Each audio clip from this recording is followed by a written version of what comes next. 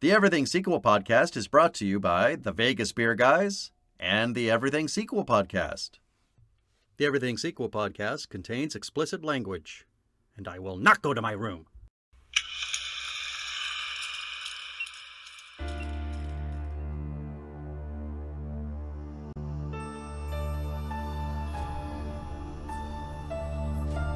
Hello and welcome to the Everything Sequel Podcast. This is a Nightmare edition.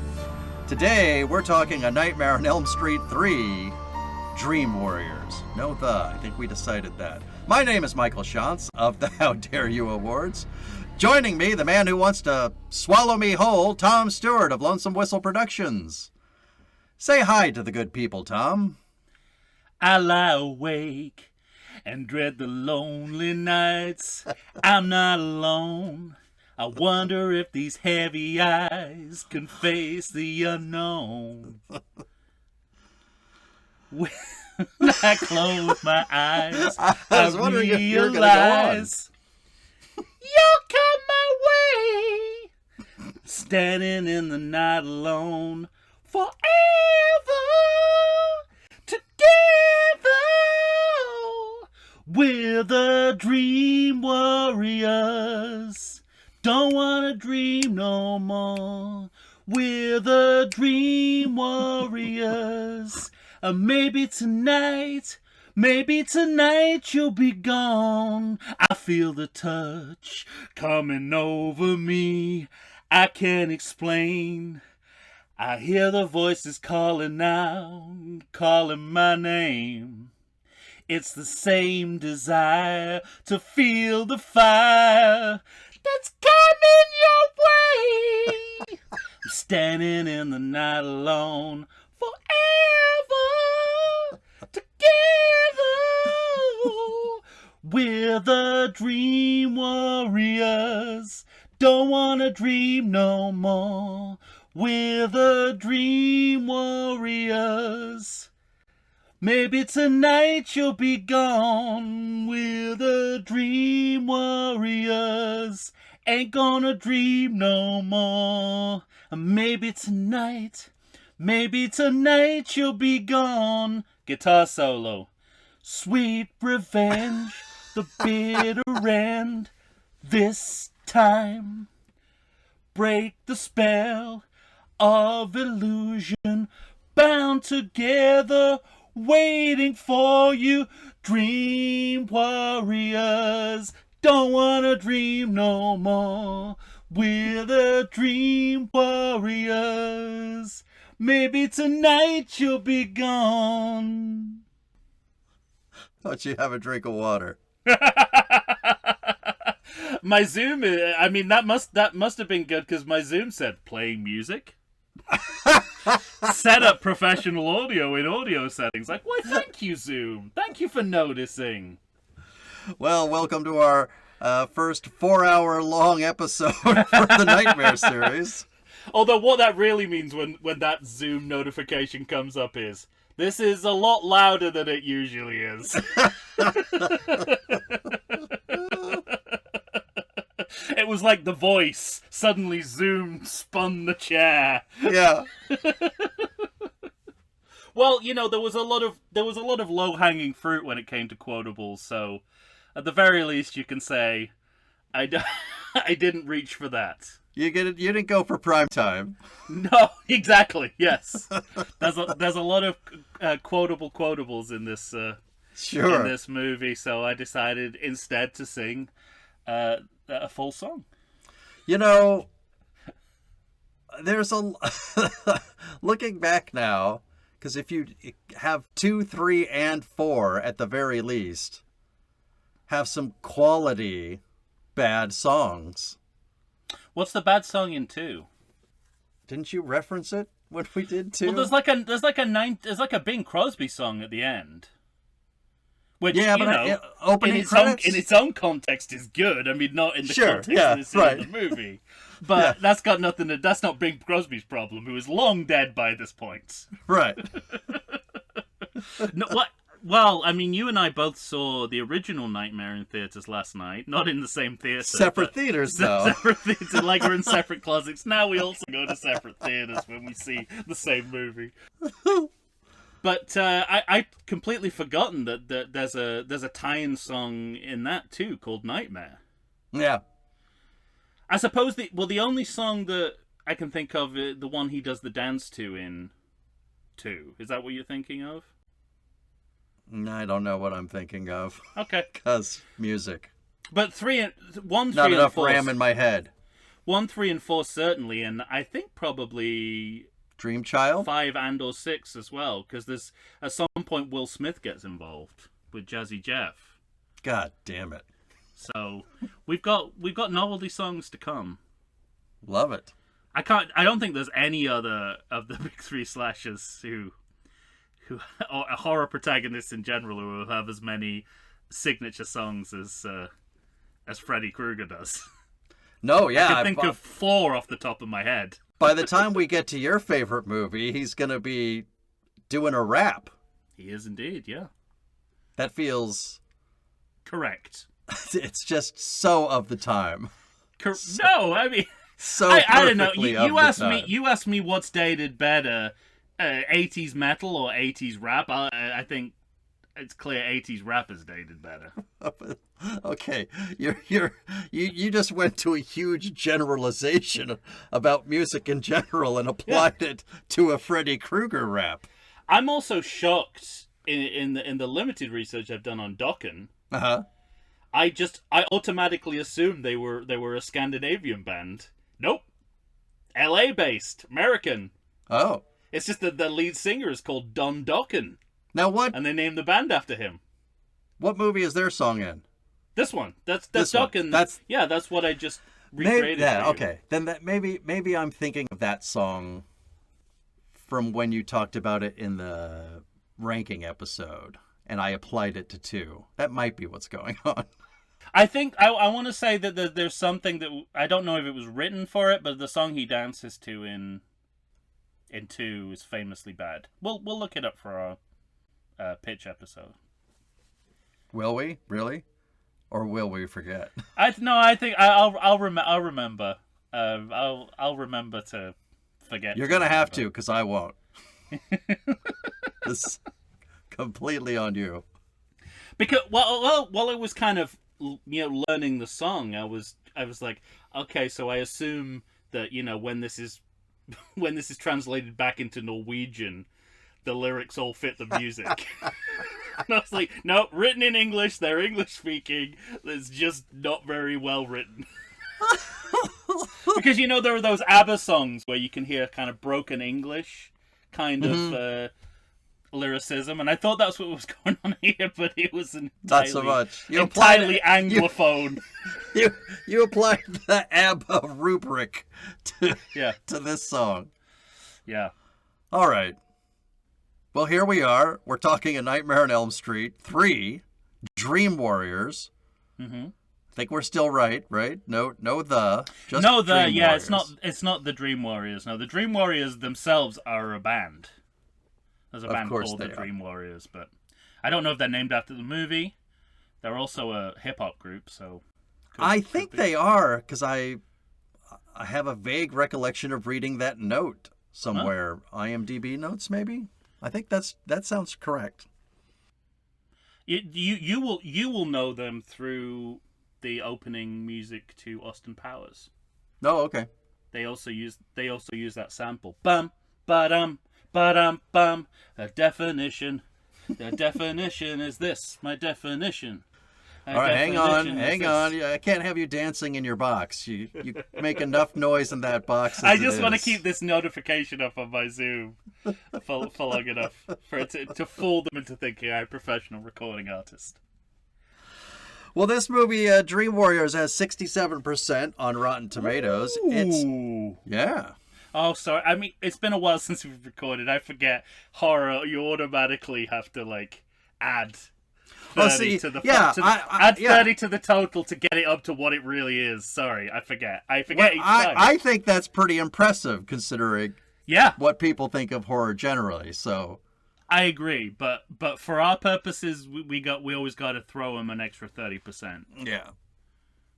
Well, it's directed by Chuck Russell, and, well, one director I've heard of, movies I know, as I talked about in the ranking episode. Yeah. And also one of the writers is Frank Darabont. Definitely no. For Shawshank Redemption, in horror, The Mist, and The Green Mile. Yeah.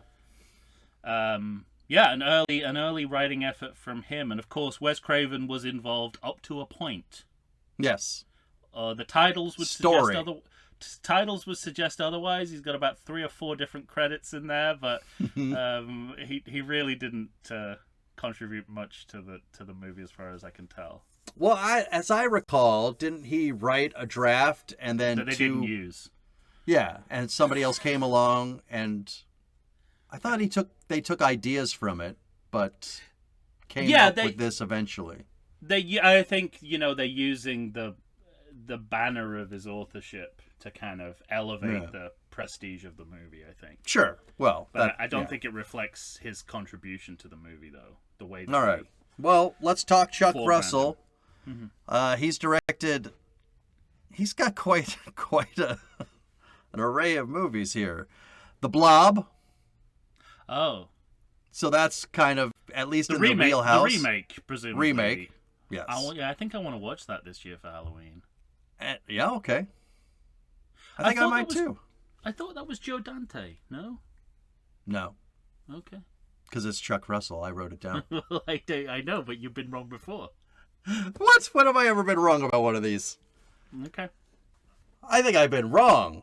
Don't get me wrong. But not about the movies that people have directed. No, I do get you wrong, because you have been wrong. Anyway. No, okay. So for some reason, I had that in my head as a Joe Dante. We have The Blob. We have Jim Carrey's The Mask. Oh, really? He directed that? Yeah, which I just rewatched not too long ago. Saw that in the theater? Because I hadn't seen it since the 90s. Yeah, saw that in the theater. I remember me too. That vividly. How about Eraser? I talk about that all the time, don't I? Yeah. I didn't know he directed it. Wow. He directed that? That bit where he turns in midair in the he's like being Arnie's being suspended in midair underneath the propeller of a plane, and he kind of spins around in midair. And I always think of that as like the nadir of action cinema. that ever happens in an action movie. But The Mask, I mean, not a great or even particularly good movie, but introduced Cameron Diaz to the world, and her entrance in that movie is the reason she still has a career today. Absolutely. Mm-hmm. Well, she's kind of chosen to step away, but... Has she? Yeah, I mean... She did enough, though. I mean, absolutely. Hollywood stars don't know when to stop, so I think, like, I'd rather that than a Jamie Lee Curtis who just won't stop popping up in things. You don't approve? It's just I don't need to see her do anything anymore. Leave them wanting more. Isn't that the rule of show business? Leave them wanting more. She's kind of contravening that rule. I want less. Let people make a living, you bastard. Oh, she's made more than a living. She's doing fine. Between her and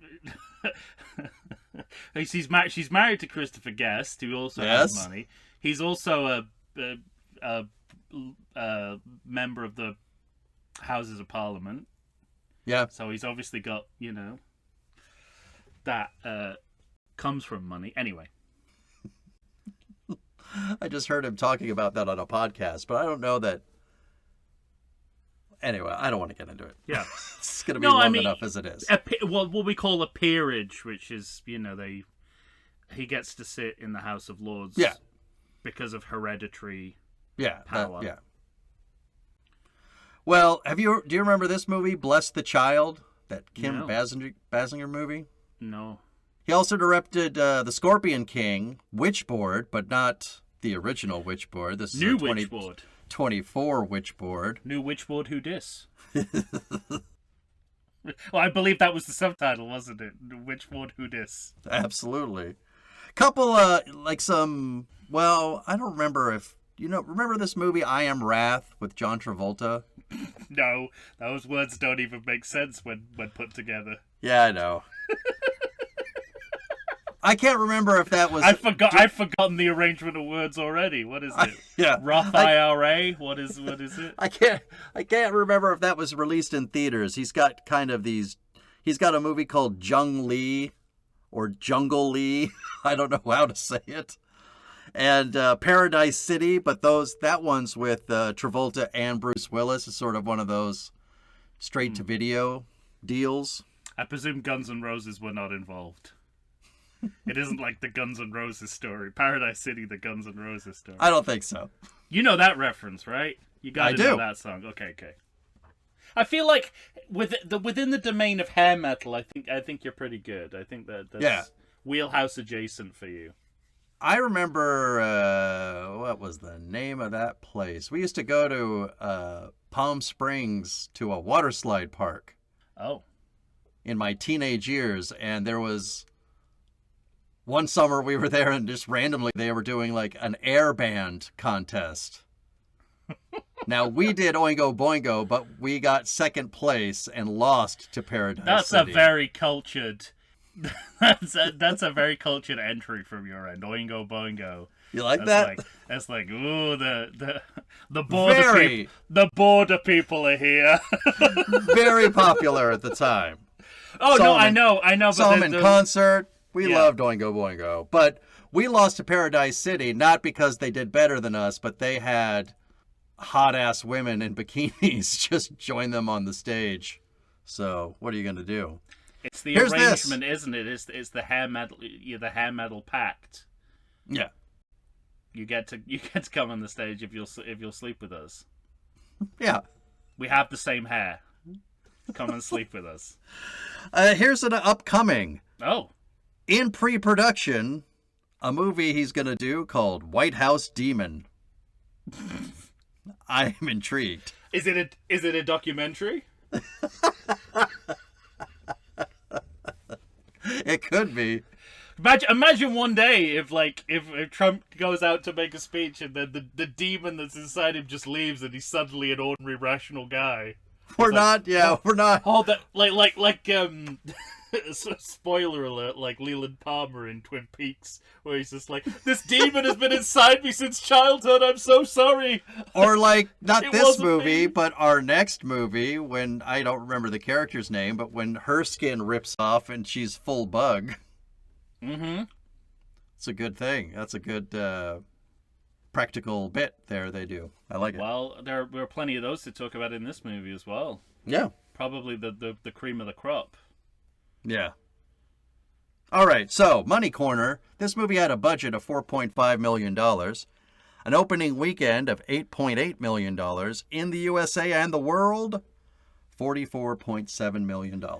Well, whoever was in charge of that budget should now be running the American economy, because if you can create a movie on this scale, on that budget, with $4.5 million, even in the 80s, the mid 80s, you're a financial genius. Agreed. Wow, that's incredible. This is one of the best looking horror movies of all time. Mm-hmm. You can't. There's no. You might. This might not be a thing. You might not enjoy every aspect of it, but I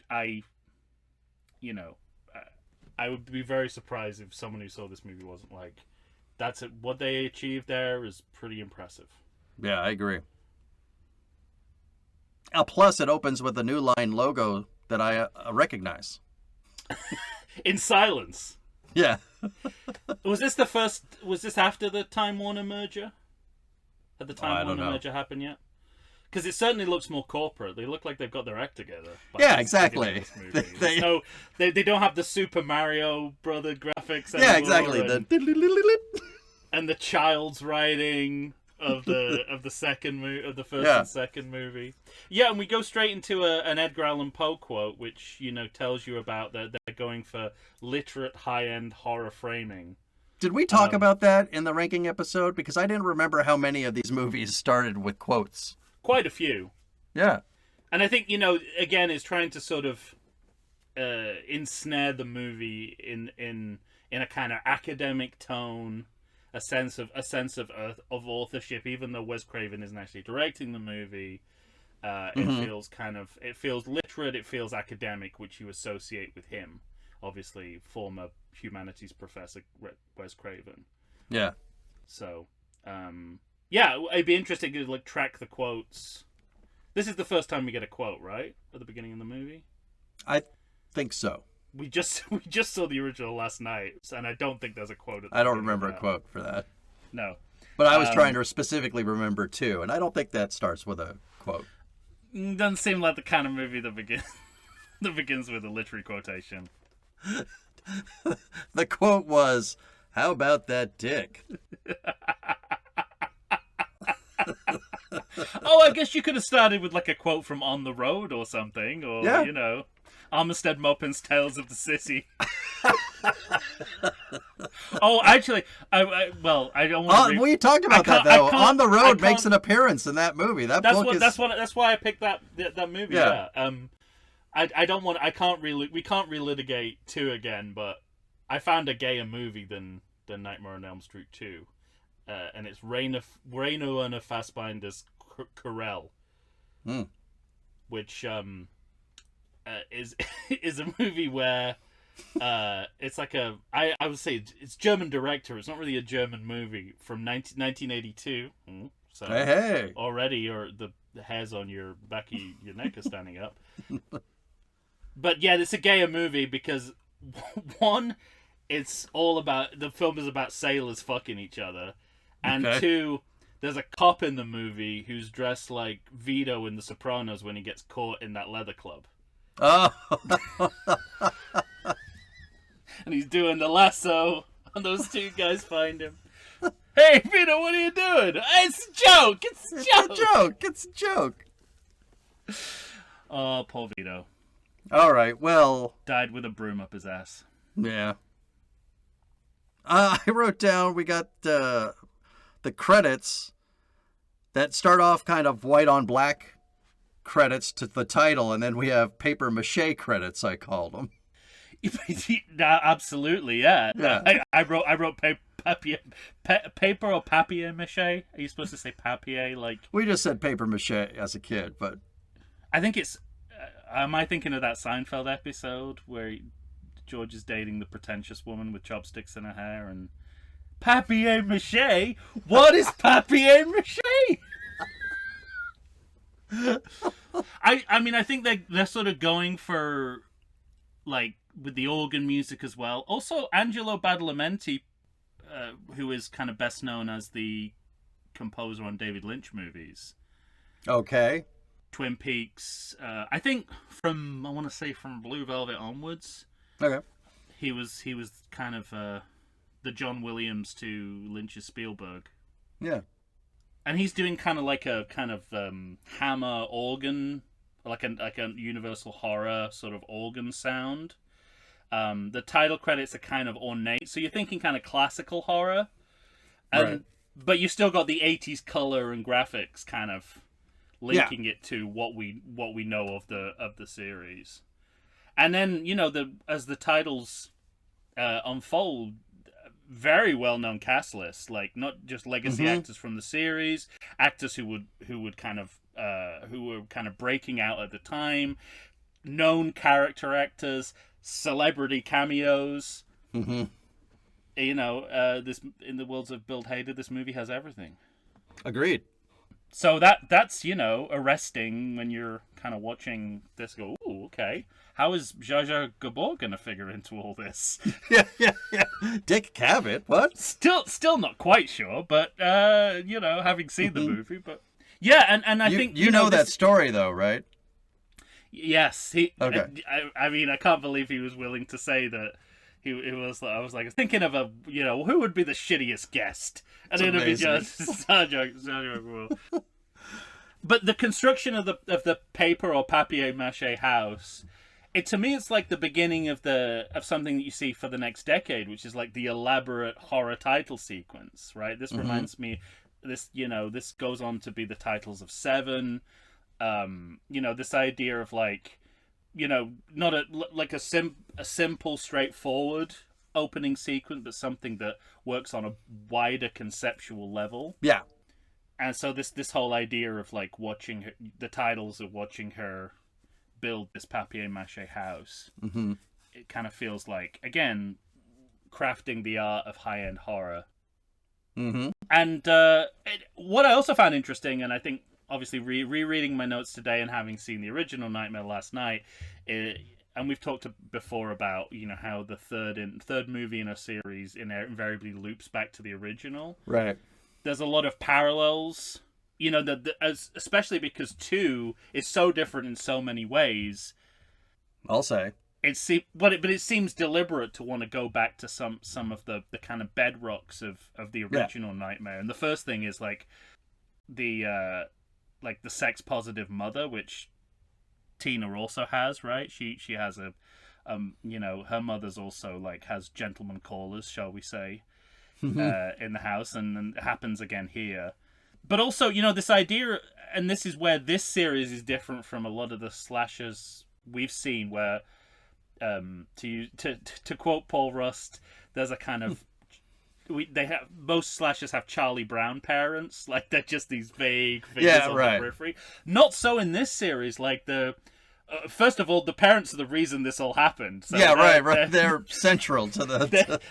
None of this would be happening if it weren't for the parents' actions. But the idea of dysfunctional parenting is kind of key to the formula, and so. And we're immediately hit with, like, parents and their problems, be they alcoholism, sluttery. Sleeping around, yeah. Yeah. It's sort of like, this is, the world of the franchise is full of these kinds of tropes. Because one of my first notes is that as Kristen Parker, Patricia Arquette, yes. as we open and we see her downing a spoonful of instant coffee with Diet Coke, which made me write down, yikes. My next note is that she tries to guilt her mom. Does not work. Mom could give a shit. No, the parents in this series only make things worse. Yeah. And that's not usually how the parents are used. It's not. It's like it's the opposite of absent parenting. It's present parenting. Yeah, right. Which is, but viewed as much more dysfunctional. They're actually trying to play a role and failing miserably and just doing a terrible job. But that was what makes this series different. That it's kind of split focus between the parents and the kids in a way that we just don't get in the Jasons and the Michaels. Mm-hmm. Until the parents' generation becomes the children becomes the parents. So the series has gone on for too long.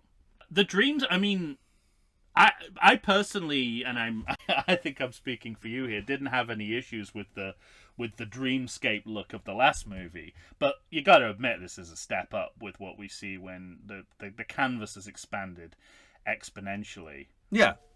Even from the original as well, when we go into the dreamscape worlds, everything seems more coherent, more fully formed, more like immersive, I guess is the word. I have no problem with the model bus rocking on the two rocks. No problem here. Okay. I'll happily watch that till the cows come home. But this is better. Fine. Yeah, I guess I was struck by having watched the original last night, and obviously I won't say too much because you're gonna have to pay us money for that. But oh yeah, we'll be doing it on Patreon. But I was reminded of how small a budget they have for that movie as opposed to say this movie, and what that allows you to do with the dream world. Yeah, completely, and just continuing to be creative as well. Mm-hmm. And and again, like shifting the iconography.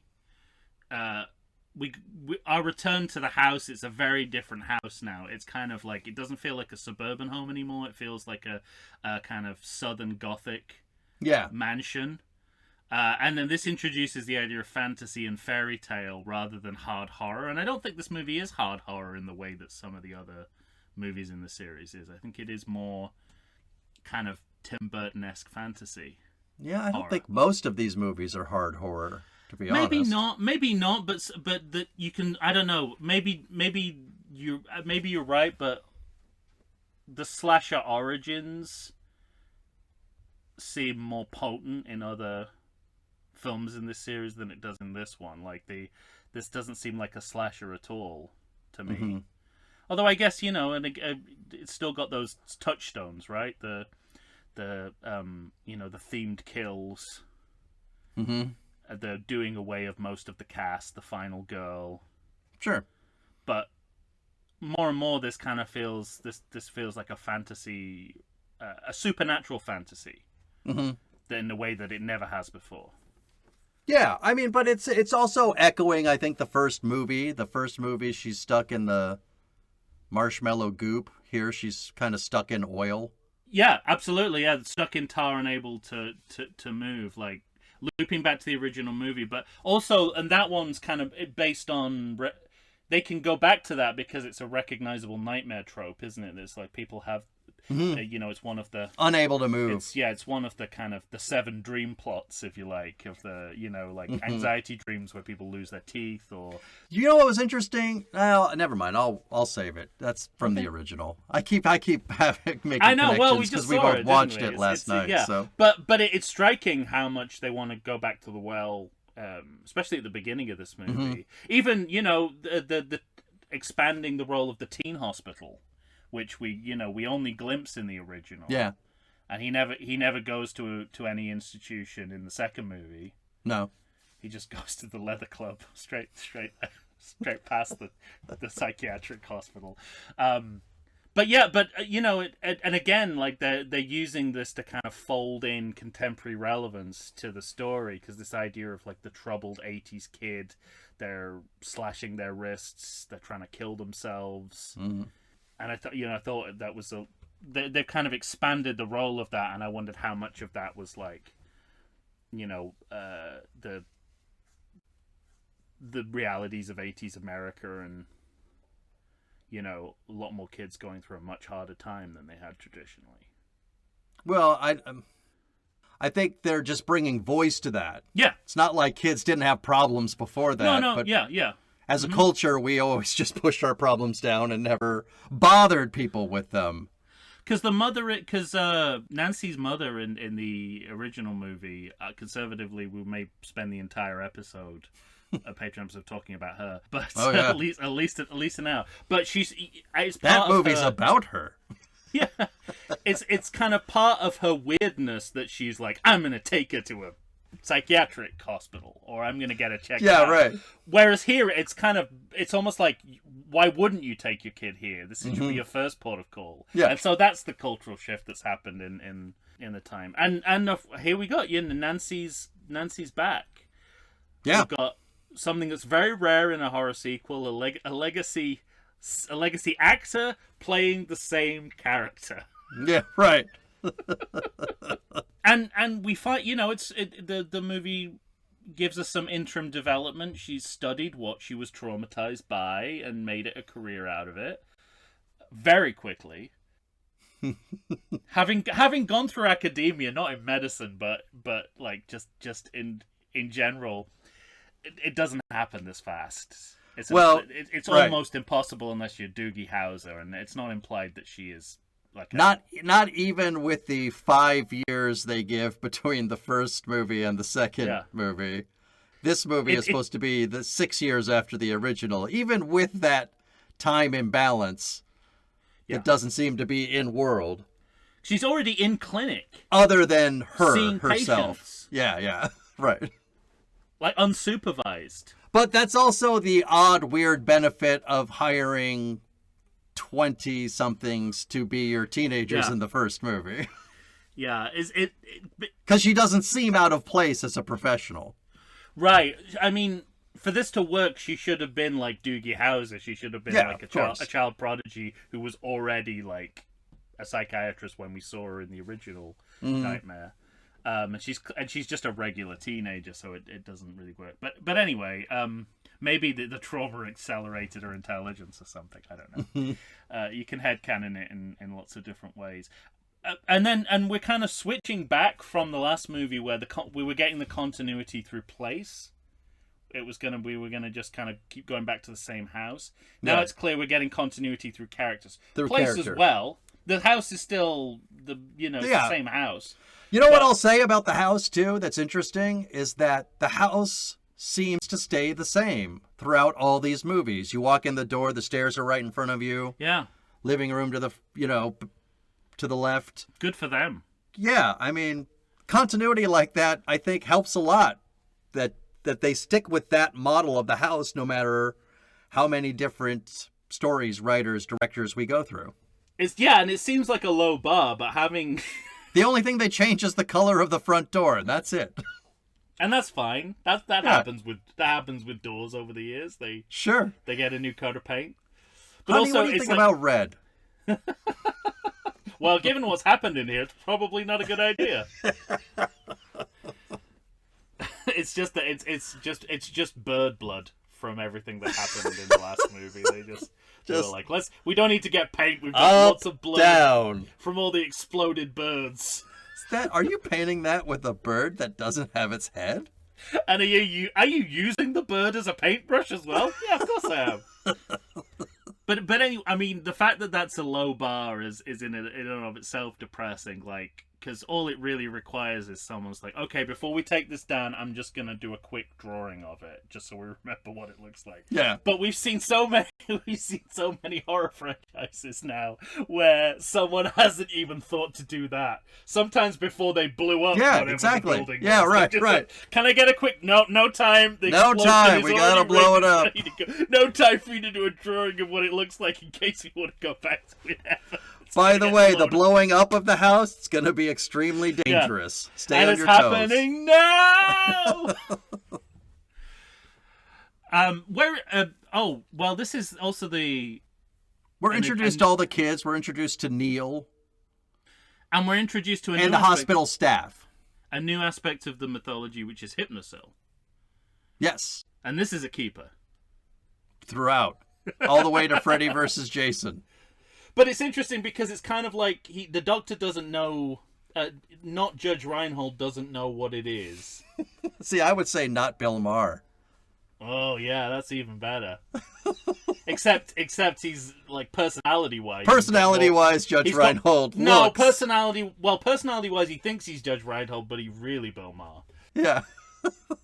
But I loved because the Doctor, because not Bill Maher doesn't know what it is. Right. So he goes on the internet where you have to just keep inserting different floppy disks into your computer to find anything out. And I was just like, yeah, shit, how did we do anything I before know. the internet? I was just like, well, you have to, like, your fucking Richard Pryor and Superman 3 kind of, like, putting in floppy disks. No, like, there was a time where we all alternately. just owned encyclopedias.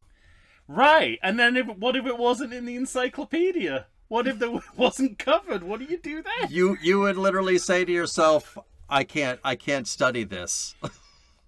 When the CD-ROM came, it must have been like the second coming of the Ten Commandments. It must have been like, literally, now we can store information digitally. You can put it in your computer and it gives you the world. Right.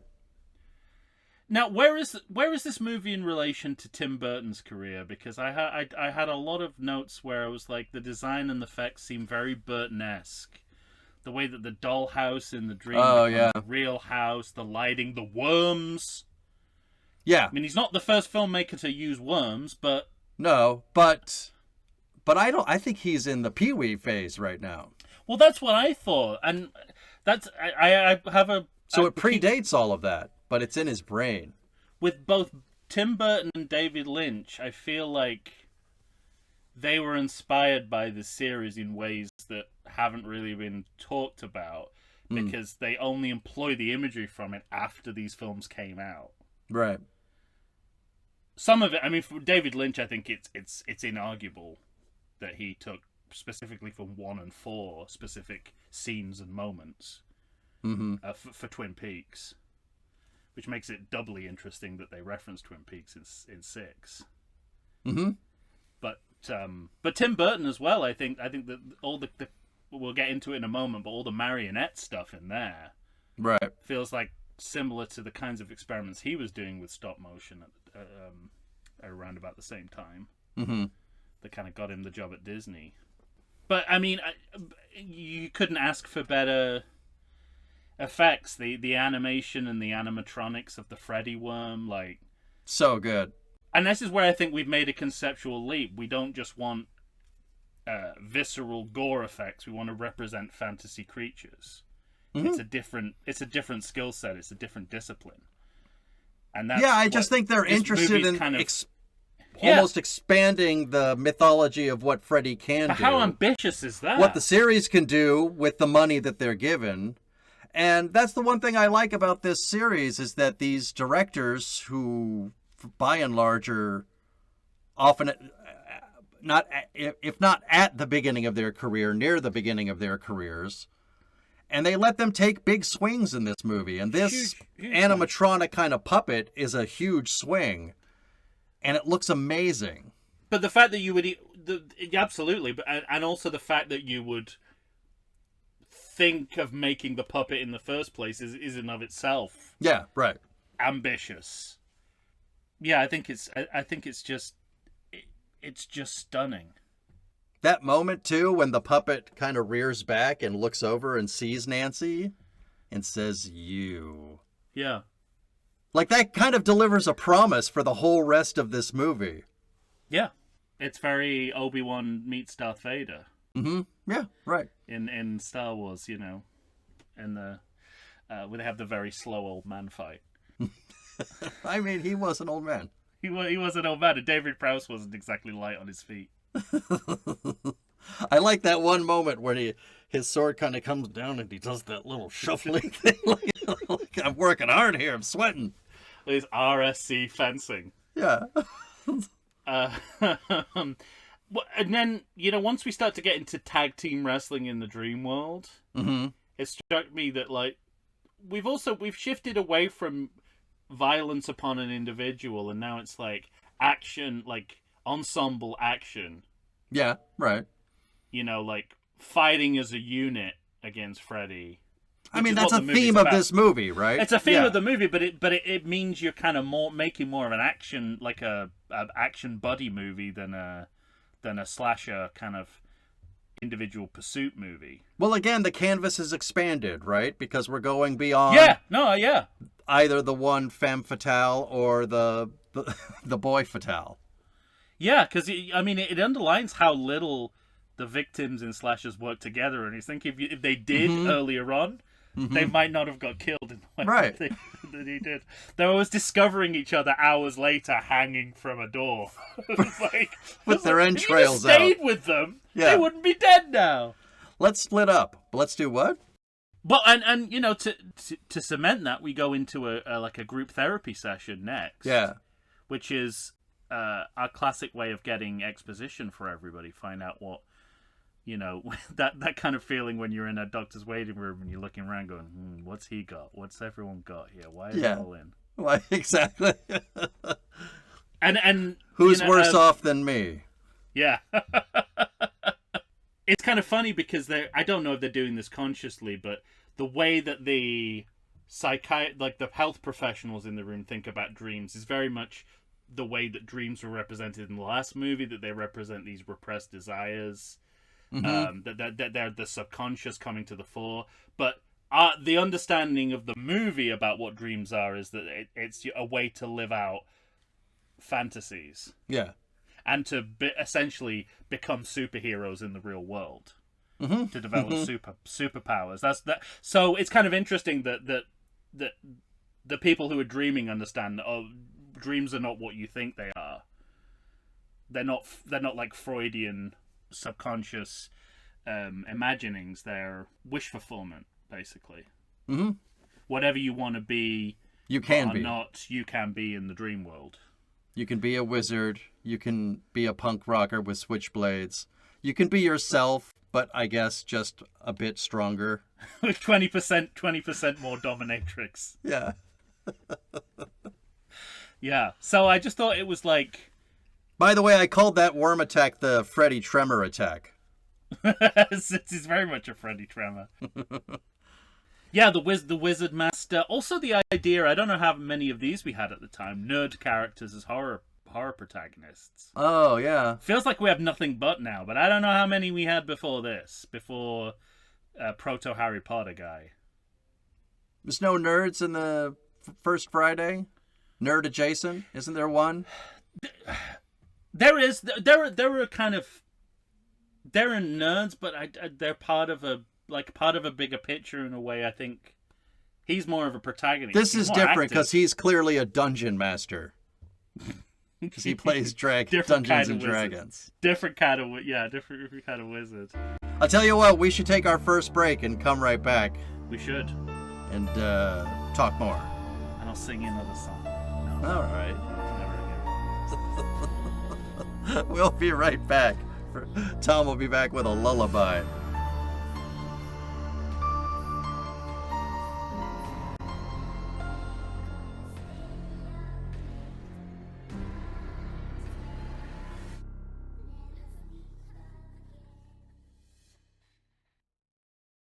I like to think I know something about beer, but nowadays even I get overwhelmed when confronted by the exhaustive selection of craft beers they have at bars, breweries, and even grocery stores. Back in the day you had one, maybe two craft beers to choose from, and if you were confused, you ordered a Guinness. But in beerstinations like San Diego, the craft beer options lately are in double, sometimes even triple digits. So what's a beer drinker to do? You need what I need, the Vegas Beer Guys. Your beer of choice should be a perfect blend of malt and hops. And so a live show about beer needs that same balance. And the Vegas Beer Guys matches beer expert Dan Aker with self-proclaimed beer novice Stephen J. Weiss. The results are eminently drinkable. They're on Facebook, they're on Instagram. They'll try new beers, they'll tell you about beer. Think of them as your beer Sherpas guiding you up a foamy-headed mountain to reach the peak of your pint. God, I need a beer.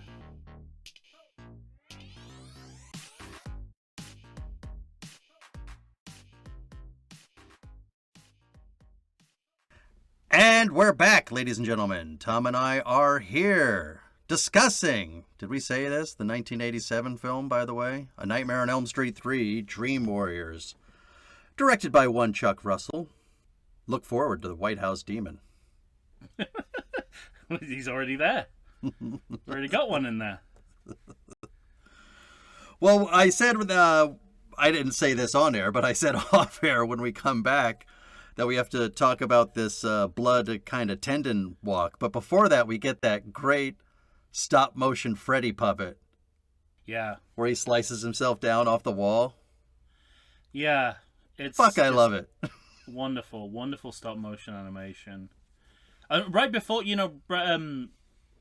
right before that, when Nancy's kind of giving her story in the group session, I realized that in terms of what we know about what happened at the end of the original Nightmare, we kind of only really know what happened to the mother. Like, now we're sort of finding out what happened to the rest of the family. I mean, as the movie goes on, we'll find out more, but right. It's kind of it's interesting that they're thinking, what are the story gaps at this point about what happened in between the end of that movie, especially as the end of that movie doesn't make a whole lot of sense. Right. This is actually really crucial information for us to move forward.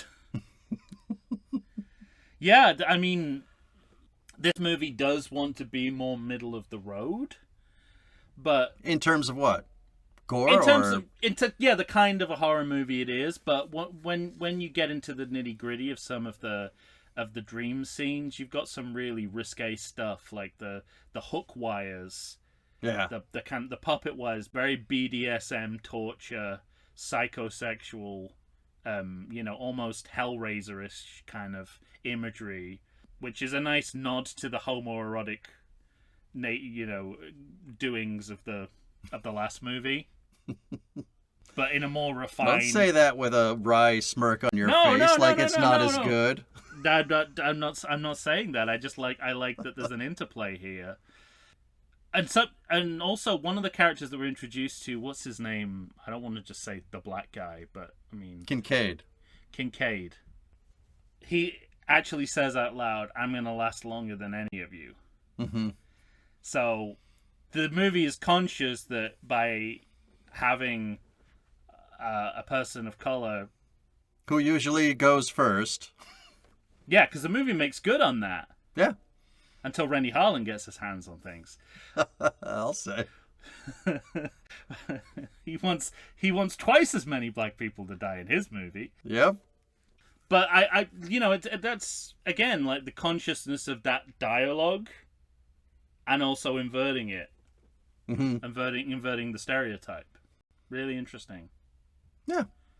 And I don't know what was behind that. Whether it's like we like this cast, we want to hold on to them, or whether it is genuinely like, we want representationally we want to make sure we don't fall into the same trap as every other horror movie. Yeah, it's hard to say. I don't know what's on their minds, obviously. But at least it's there. So however it got there, I think it's good and interesting that it did get there. One of the there were so many different drafts of this movie. One of the thing I think gets kind of lost in adaptation for me is the not Bill Maher. Mm-hmm. Like, what's his point of view? Because to me, it keeps changing. No, he does waffle back and forth because when she brings up the Hypnosil that she says works for her and wants to use it on the kids, he's full Bronson. He says no dice. No dice. And also his But then attitude... Kincaid has this outburst in group work, and he Yeah. says, "Okay, we got to do it," which makes the other, I forget who's the other. Nurse Ratchet. Yeah. But Yeah, not as bad. You know what I like about her as an actor is that she plays it completely straight, as though, she's not listening to any of her patients. But that, I think what's interesting is because you and I both work.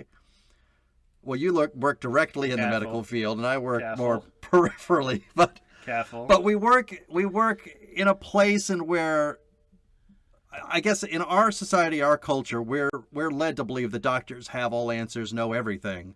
Yeah. That's not true. What they have is a lot of training, a lot of knowledge in their heads. Definitely not.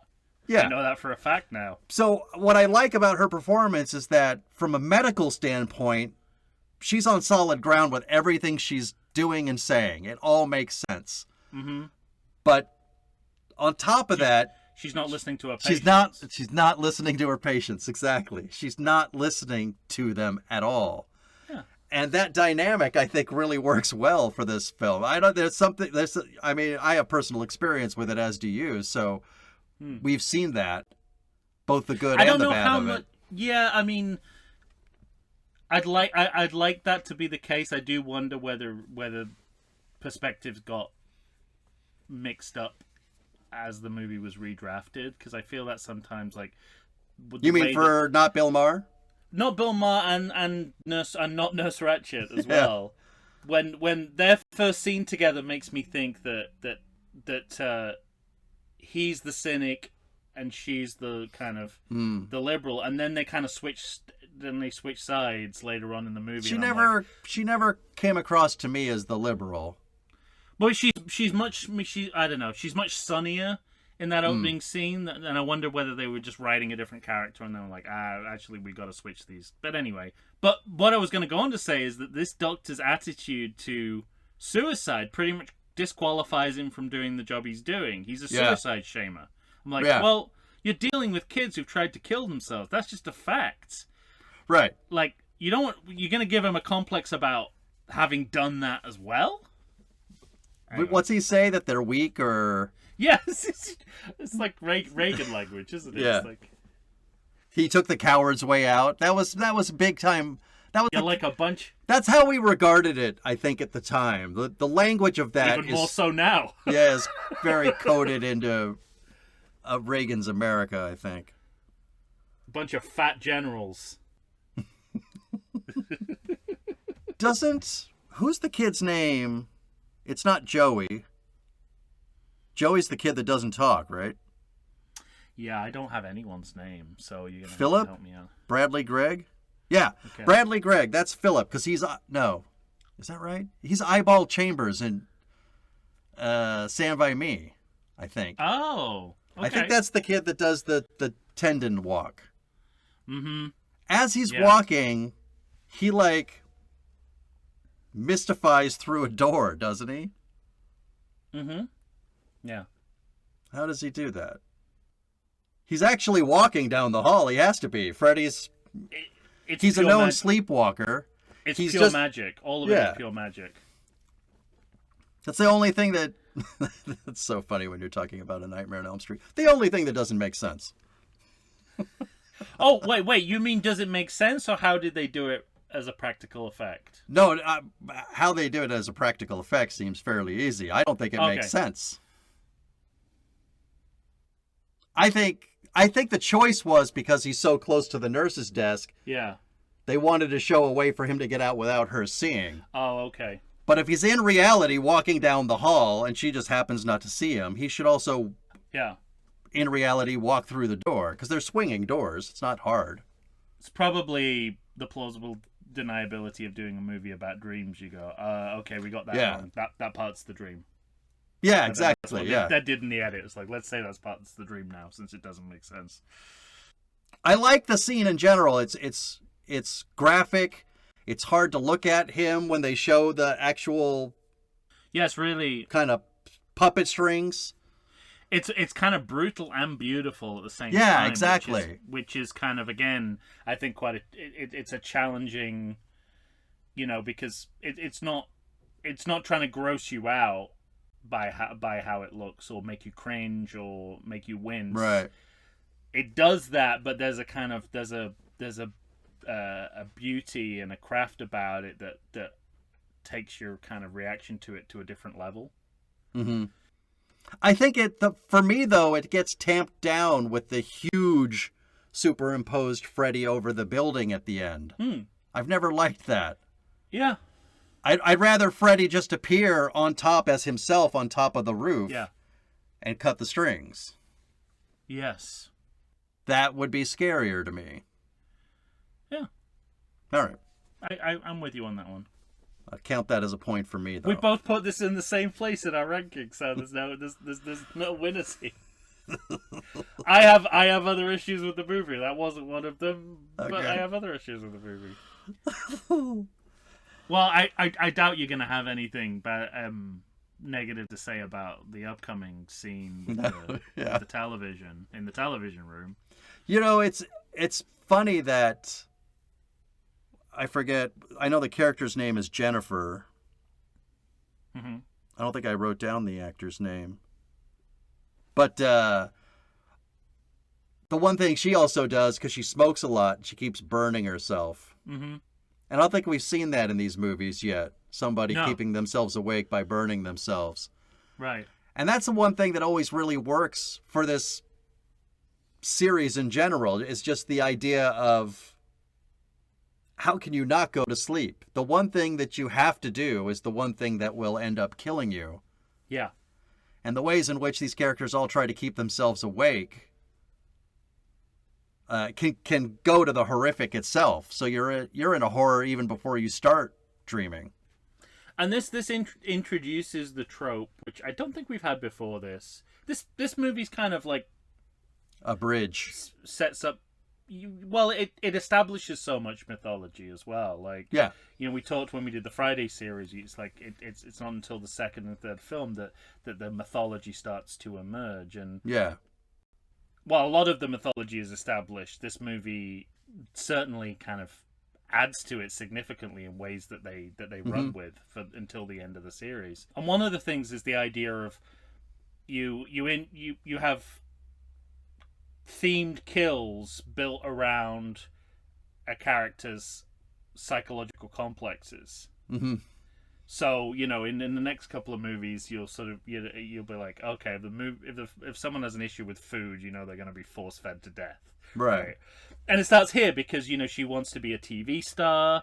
She wants to be an media. Actor. So TV media's gonna kill her. Yeah. And so the idea of like whatever it's kind of like the Stay Puft Marshmallow Man. Like whatever you whatever you think of, that's Yeah. what's going to destroy you. It's exactly the Stay Puft Marshmallow Man. When I say it's like, it's not even an analogy. That's exactly what it is.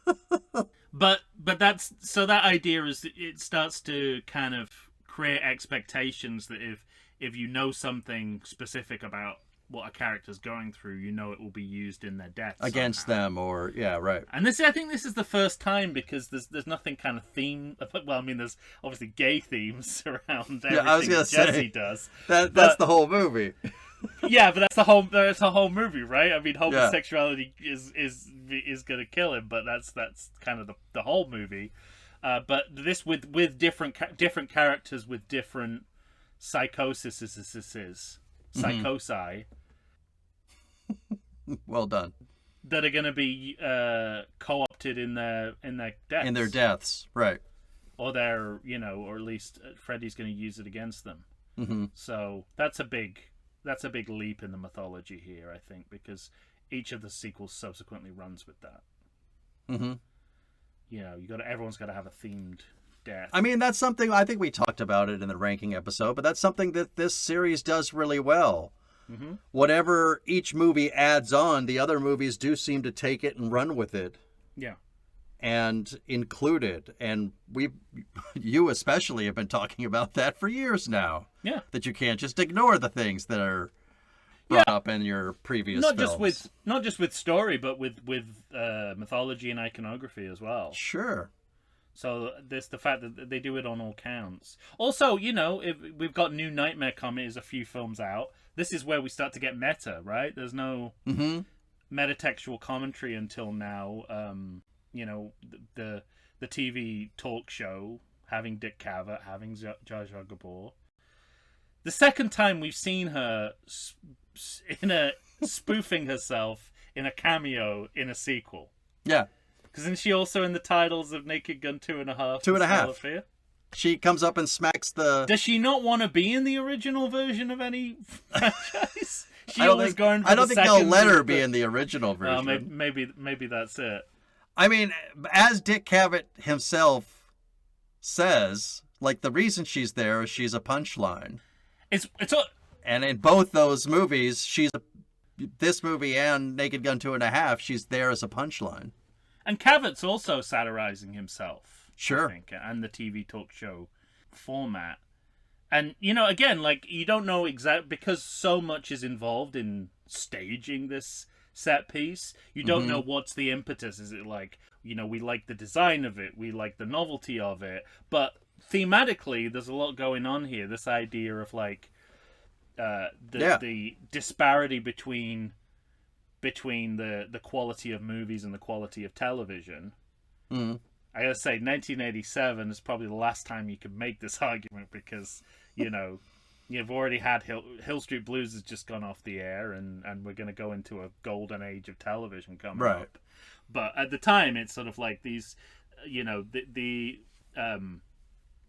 this was a trash medium, and movies was something more worthwhile, more important. And the whole set piece kind of plays those two ideas off the other. But well, on top of that, you're also dealing with the expansion of Freddy Krueger himself, because he's becoming something different right here in this he's becoming scene. a commentator, right? He's sort of like he's now. It's so interesting, and we'll talk about this when we do Patreon. But I think it's relevant here that he's sort of just in the original movie. He's just sort of an exhibitionist. Yeah, right. But here now he's kind of like, he's commenting on what's happening. Welcome to Primetime Bitch is like him he saying, does feel like a talk show host, in the sense of, like, look at the way I'm going to kill you right over here. Yeah. And he saying, feels performative. This, and delivering. And it's the funny that punchline. this scene is the start of that, because he literally takes over as the talk show host. Yeah. Stabs Zsa Zsa Gabor. And then it's a great piece of practical filmmaking, with his head coming out of the top of that TV with the robot arms. And of this set piece is unsurpassed so far. Just like the range of texture they have in this scene. There's this hard metallic surfaces interacting with plastic malleable surfaces, and you don't really know how the two are coexisting. I think it just it's like you say, it's expanding the canvas, and in terms of what's possible conceptually, it's taken the kill up another level as well. Absolutely. Thematically, it's taken it up, and like you said, Freddy is becoming something more than, just the guy who delivers the death blow. Death blow, as Kramer would say. Now now he's sort of like, he's bringing in the audience in a very uncomfortable way. It's like, he's like, hey, you're enjoying this, aren't you? You like this, don't you? Yeah, you exactly. Be enjoying this, but you're enjoying this, aren't you? And I mean, obviously, the fact that it's not really a fair comparison because, as we said, neither Jason nor Michael are verbal. But not only is Freddy verbal, but he's witty, and right. He's funny. He understands what's going on, like in the movie as you're watching it, which gives him that Bugs Bunny edge. Yeah, yeah. I mean, it's not far off from turning to the camera and going, "Ain't I a stinker?" Which in later movies he will just do that. But you know what I like as the button on that scene is when people come into the room and she's hanging from the TV with her head in it. Yeah. I just thought of this because on this last watching, I thought they could have one-upped that with either the whole body flopping out of the TV and falling to the ground, or just the body but the head stays in. As one last fuck you to the characters that came in and saw her. Yeah. Well, I mean, and after this, again, like, the mythology expands further because we have a new nun who dis. Yeah. A nun. We saw her once before early in the film. Yeah. And she just sort of is looking. She finds not Bill Maher, and he kind of looks at her down the hall, but she disappears. But at that time, you just think she walked away. Mental hospitals and nun walking around. That's not, not crazy. Yeah. At this point, before we know who she actually is supposed to be, she's sort of like introduced as Van Helsing to Freddy's Dracula. Mm-hmm. So they're setting up these kind of gothic oppositions, and again, like, it's interesting because, like, the first image you see in Nightmare is of the crucifix. Yeah. So Freddy, in a way, has always kind of been a vampire in some respects, like a night vampire. Well, they're all not vampires. A night vampire. One of those lesser-known night vampires. Not your common or garden day.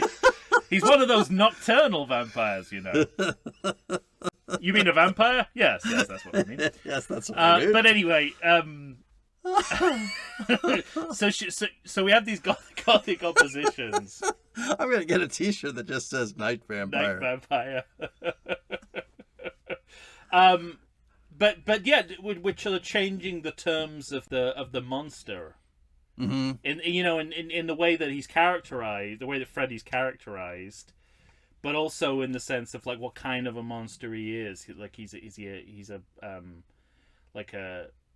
kind of a hellish demon that needs to be counteracted by religious forces, and that's never really come up before. Even though we get the crucifix falling off the wall in Nightmare, that in the end it's like. It's more sort of New Age philosophy that defeats him in the original Nightmare. Yeah, right. I'm going to turn my back on you and empower myself, and you'll disappear. But here it's like, no, you gotta fucking do the holy water and the crucifix and bury that fucker. Do you like not Bill Maher as an actor? I think every time I watch this movie, I think he grows on me as the movie goes on. Okay. He's not a good actor like Judge Reinhold. No. And again, he is about as good an actor as Bill Maher is. Bill Maher might even be a little better. Except when he's sitting around a dinner table with Trump in the White House. Yeah, you've yet to see DC Cab. So you have to watch DC Cab and then tell me whether or not. How do you know I haven't seen that? How do you know? Because you told me you haven't seen it. Okay. That's DNA-like evidence. I don't even remember the existence of that movie, so you're more right than you know. Well, I just feel like, everyone else is doing a pretty good job, and every time he comes on screen, I'm like, oh, this guy again. I don't go that far. Because he's got a lot of like, there's a lot of mannered walking around and touching things, and I'm just like, oh, just simplify it. Just don't go around touching everything when you get into a room. First of all, you're a doctor, you shouldn't be doing. Yeah, right. Calm down. In terms of hygiene, but it's just like. He feels like an actor who needs business, and when an actor needs business, they're not a good actor. You know what I think part of it is? I think part of it is like seeped into the subconscious because he's a doctor, he's meeting Nancy, and he's supposed to have this professional relationship, and he doesn't even seem to like her. Like, she's taking Hypnosil, she's coming up with ideas that he doesn't like, and then all of a sudden it's like she smiles at him, and he notices, hey, this one has tits. And all of a sudden, he's like on a different track of you and I should totally be fucking. Completely. And maybe that's part of the dislike is that yeah, he should be thinking about other things like his goddamn patient's dying. Well, you know what my response to that's going to be. If you're going to have that character, have him played by Tom Atkins then. Right. Because that's what you're talking Let about. him drink all the beer he wants.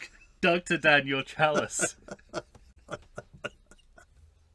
Because one of my notes was they do this a lot in movies because they decide to have dinner together and kind of talk shop.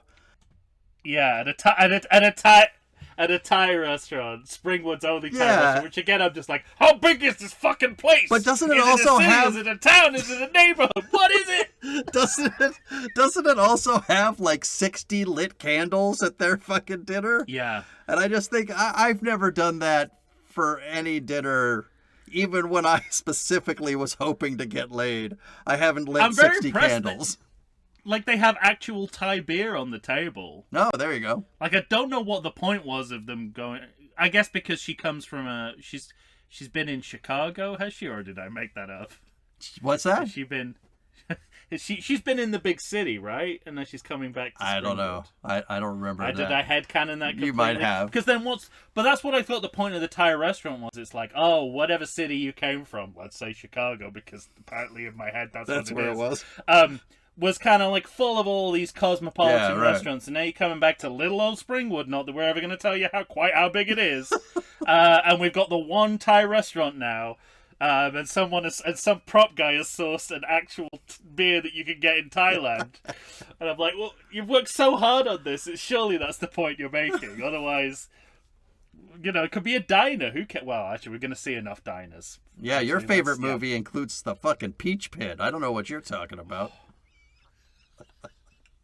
Love it.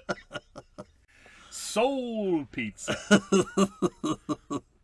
So they have that candlelit dinner, and she kind of tells them everything, and then she tells the group everything she knows. It's writing of a fashion, isn't it? How you just hold a gun to a cat and go, well, tell me everything you know over the next 2 scenes. Yeah, right. He's just not Bill Maher standing behind her with a gun. Keep going, you're doing great. Just keep telling them information. So there's this dream night vampire, and he's going to try to kill all of you. And you're fucked. The most redundant description of a vampire ever, night vampire. But her verbal description and account of Freddy Krueger, to me, that always seems like the moment in the series at which he becomes the iconic franchise killer. Like, I feel like you've got to always have this speech where you kind of mythologize the killer, like in Jaws, like in the Terminator. Black guys roll over white. Yes. Yeah, exactly. Yeah, like there's always got to just this kind of verbal description. Yeah. Like the one that Indiana Jones gives of Marcus, which is leads to the hardcore comedy of him wandering around. Does anybody here speak English? Speak English. But anyways, it's sort of like a moment of which it's like Freddy's in the it sort of feels to me like Freddy's in the history books now. Whatever happens from this point onwards, we'll always remember Freddy Krueger, because now we've got this kind of speech that tells us what he is, what he does, what he means. Mm-hmm. There also, there's some, there is lazy writing in this movie, but, well, it's not really this movie's solution to the problem, but, like, the fact that the potential plot hole here is why these kids don't know anything about the history of the place they're from. Yeah, that's a problem over the next two movies where...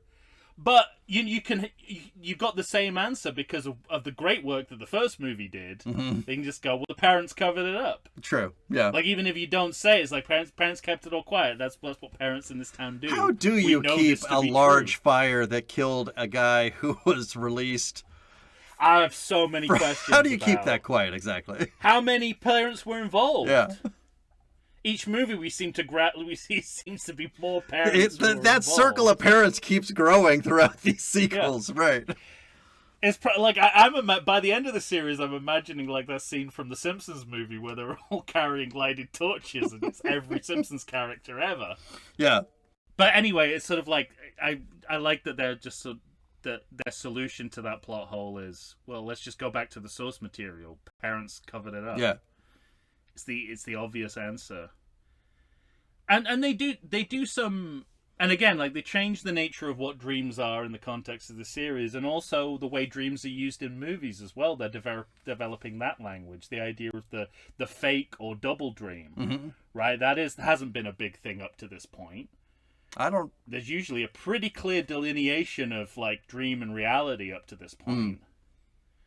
Apart from, well, maybe not when Jesse goes out on the town to his club, but yeah, reality or dream, we seem to disagree. But I don't think the fake or double dream's kind of part of the series playbook yet, but it's used a lot here and in a lot of later horror as well. I mean, it's kind of like you expect it now. Sure. With dreams, but so I think they're doing, they're kind of advancing the language of how we use dreams in maybe I don't know for sure. I can't come up with specific examples, but I imagine we've seen double dreams before this. But I'm not saying this is the first movie to do it, but like a big popular movie playing with the idea, popularizing it, introducing it to people, maybe like David Lynch, mm-hmm. Who's interested in dream language in movies. Sure. My next note is Nurse, perfect tits. Well, I said, so my note was, we get our breasts, but it comes in genuine sex fantasy form, right? Uh-huh. So that's their plausible deniability. It's like it's someone having a sex fantasy dream. I totally Mandela affected something from this. And then it was very interesting to go back and watch Do I want to know about the documentary. You could happily keep to yourself. No, well, because I thought I was going to see Freddy's head on the body with the tits. Oh. And then to watch the documentary and see that they tried that and it just wasn't working. Oh, and just decided not to do it. And there's a version of that. I thought it was interesting, but you know what I did? I Mandela affected the scene from Bachelor Party where the brother, his head is superimposed on tits, and he's deciding if he should have sex with this woman or not. I'm not even gonna touch that. And the brother looks down and he's like, "What, are you kidding me? Look at my tits. They're perfect." We have to wait for 1992 for the crystallization of all your movies' memories. Up until then and after then, everything is quite hazy. It just all collects in Highlander 2: The Quickening, which you can recite word for word, image for image. I like that we were watching that movie as a watch-along, and I was like, "What's this blue shield bullshit? It's red. It's supposed to be red, goddammit." And then of course it gets turned into grotesque horror by the big. That's what I was gonna say. It's against what happens. Right. What happens in these movies with any. The rug is kind of pulled out from under you for being titillated at all in the first place, because you have the tongues tying him to the bed, and the bed itself is falling into hell. That's not a whole lot of titillation. No. For a slasher franchise at all in this series. You don't get your tits worth. Damn it. But my other note, we have more flying balls, but this time they're CGI balls. Mm-hmm. So like they're experimenting with CGI very early on. Yeah. So, and there was always that, you see, like in this period in the 80s, there's always that resistance to to. It's like, how do we go beyond someone watching computer graphics on a screen in the world of the movies, a la Wrath of Khan, to it being in the world of the movie? So the fact that they have it in the world of the movie is really I think, quite radical. Sure. You know, to sort of, and again, like, the thinking at this time is still, there's a place for, when, as CGI develops, there's a place for it within movies, but movies should still kind of be practical in general terms. And then the balance shifts over time. But, sure. You know, I still want the kind of movie where there's just discrete sequences that use computer graphics, but the rest of it's practical. Right. Something that hasn't dated as well. Go ahead. In My Dreams I Can Walk. Yeah. I mean, that's ableism 101, isn't it? That's the... We don't represent disabled people that way anymore. No, I mean, I think at the time, we thought, what person that can't walk wouldn't dream of that and want that in their dreams? Did you see the Christopher Reeve documentary that came out on HBO recently? Yeah. I had no idea. I saw about it in the theaters. flack he got. How was that in theaters? The Superman? Yeah. Yeah, it was in theaters. That was in theaters? Yeah. Wow. Is your home a theater? Have you just kind of cut out the middle Close at this to. point? Close you to. You just live in an AMC. I have a narrow kind of apartment, and I have this ginormous TV, and I keep thinking to myself, this might be hurting my eyes because it's so big, and I'm very close to it. But because he got flack for that, is it a PSA he did for stem cell research, where, you know, his face was digitally imposed on someone who was standing and walking, and he didn't. Obviously, this is the problem with people from outside that community becoming activists within that community when stuff happens to them that makes them disabled. Is the difference between, well, you know, not even I was born like this, but, you know, I'm a proud member of this community, versus you who focuses all your attention on trying to walk again, which is not living with it, but trying to not be what you are. So I don't think these attitudes towards disability would stand up today. But yeah, you're absolutely right. I think that speaks to the attitude of the time. Why wouldn't he want to be a walking person? Yeah, of course. Yeah, I think that's just I don't know. It's funny. I remember even teaching a 5th grade class not too long ago, and one of the stories the kids had to read was about a differently abled person, a person in a chair, and our discussions around it were all how sorry they felt for them. And I said, why? And they said, well, they can't walk. And I said, they have a full life. Their life is just as full as yours. They just can't walk. But they laugh and they cry and they eat and they go to movies and they can do anything you can do except walk. Their life is full. And it was really hard for them to wrap their brains around. Yeah, and I mean, I'm not saying, you know, it's built into the animal part of us to kind of project it back on ourselves and our own fears and insecurities. Yeah, right. That's always going to happen, but again, they're just, you know, it's such a feel-good moment in the movie, and I'm like, there's nothing to feel good about. Yeah, right. right now, it's, you know, it's it's like that episode of Curb Your Enthusiasm where Leon has to hide from other members of the black community that he actually really likes watermelon. Yeah, it's like, right. No one can ever right. I can't go out and eat watermelon. I have to do it secretly on the side, but I fucking love watermelon. It's my favorite thing. It's delicious. Yes. Who wouldn't like watermelon? Yeah, exactly.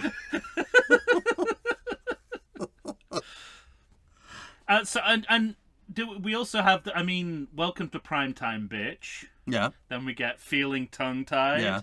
So this is where the puns on the one-line. Yeah, it's an evolution of Freddy, and he's becoming something different before our eyes in this film. And I remember in the documentary, James Bond. That was a conscious decision. Yeah. Oh yeah. And it has to evolve. Mm-hmm. It's just you have to keep the center of gravity on it, right? I mean, it's like you have to know when it's too much. Right. And dial it back. You have to kind of continually sort of dial it back if it gets too much, ramp it up if it starts to get nondescript again. It's like, it's a really difficult balance to keep right. It is, yeah. And not every movie's gonna figure that out. But at this point, they're just sort of like, look, Freddy can be fun. Well, that's the thing that's interesting is that this movie. It's terrible. What a terrible I know. thing. This movie tries. Why do we like this so much? This movie tries to balance a funnier Freddy, who now is developing into kind of a stand-up comedian with his one-liners, while meanwhile upping his mythology into something worse than we ever could have imagined, because he's the bastard son of 1,000 maniacs. So his mother was raped by 1,000 men. Yeah. And you're juxtaposing those two things against each other in what I will say is successful. Yeah, I agree. I think it's a success, but you're right. It feels like a paradox the way you phrased it. Right. I think it is about reconciling those contradictions that you're creating, and that's a hard task to give to subsequent filmmakers. Sure. I think it's just sort of like, we need this guy to be super funny, but also should we start feeling sorry for? He's got to get at least his mother. Scarier and funnier at the same time. Right. I was like, oh, okay. Well, I don't think I could do that. That sounds like nonsense. Yeah. Yeah. This movie sets out a stall for the rest of the movies that is not easy to follow, but. Short of turning him into the Joker, I don't think I can do this. And that's kind of where we're getting that exposition, that's kind of where we are right now, because he sees the sister at the top of the building again. Oh, it's very gothic. Yeah. So it reminds me a lot of Powell and Pressburger's Black Narcissus. I don't know if it's set like in a nun's convent it's a phenomenal movie, and I think they're genuinely playing with that imagery, because it's like a nun in a tower surrounded by birds looking down off the tower. Vertigo as well. Yeah. But I think Vertigo stole from Black Narcissus, because Powell and Hitchcock were kind of like rivals. Well, they were equivalents. They were like the same. They were sort of the same filmmaker. At the same time. Yeah, very similar times. Yeah, yeah. We give Freddy, as you were saying, we give Freddy an origin story. Which again elevates him to the level of a Jason or a Michael, and it always amazes me that, and I don't think we ever said this out loud to each other, but we've covered these franchises in the order that they begin. Yeah, that's true. So, Michael is the oldest, then Jason. Sure. But at this point, we didn't even we hadn't even thought about what Freddy was like as a child. Whereas that's baked into Michael and it's baked into Jason, but we only know Fred Krueger as a somewhat sleazy older adult. Somewhat? Sorry. Why am I defending Freddy Krueger? It was just all locker room talk. Don't worry about it. But anyway, but so they're kind of one of the ways in which he's entering the echelons of the slasher hall of fame, as it were. Yeah, right. Is that we're gonna have a full origin backstory, backstory and mythology rearranging of how to dispose of him, which they never really put a pin on. No, but I kind of like that. I like that each movie in this series. It's very Dracula. I mean, the Hammer Dracula series, the beginning of every new fucking movie, they pour some blood on his ashes and he comes back like a sea monkey every time. Yeah, exactly. That's what happens in the next movie. Fucking dog piss. But I like that it's always different every time as well. That's a nice twist.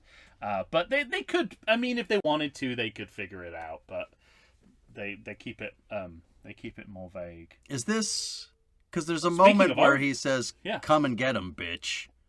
Is this our first bitch? Welcome to primetime, bitch. Oh yeah, that's right. So he said, "How could I forget that?" It's a night vampire, right?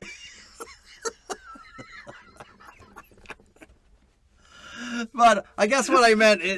Let's call that a tie. I had Night Vampire. You said, is this the first bitch in the series? Apart from the most famous utterance of it. But this is the first movie with the bitches, right? I think so, yeah. I mean, I didn't know any bitches before that. I didn't remember any bitches from last night. There were plenty in the audience, but none on the screen. So, yeah, I think this is the beginning of the bitches. Yeah. Well, speaking of origin stories, we go back to the series origin story because we have the return of John Saxon. We do indeed. I think we should hold right there, though, and we'll take one more break and come back with Saxon. Do you think he's wearing toupee 1 or toupee 2? I hope it's 3. Wasn't that a great story? Amazing. That he just turned up and just said, "Which toupee? Which one of this do you like?" Oh man, so I good. love that. Reminds me of like actors like Robert Forster as well. Yeah, like, just build it into my story and Jackie Brown in 2 different movies. They covered on his like how he's balding and then him getting a hair transplant. It's amazing. So good. All right, we're gonna take a break and we'll come right back, everybody.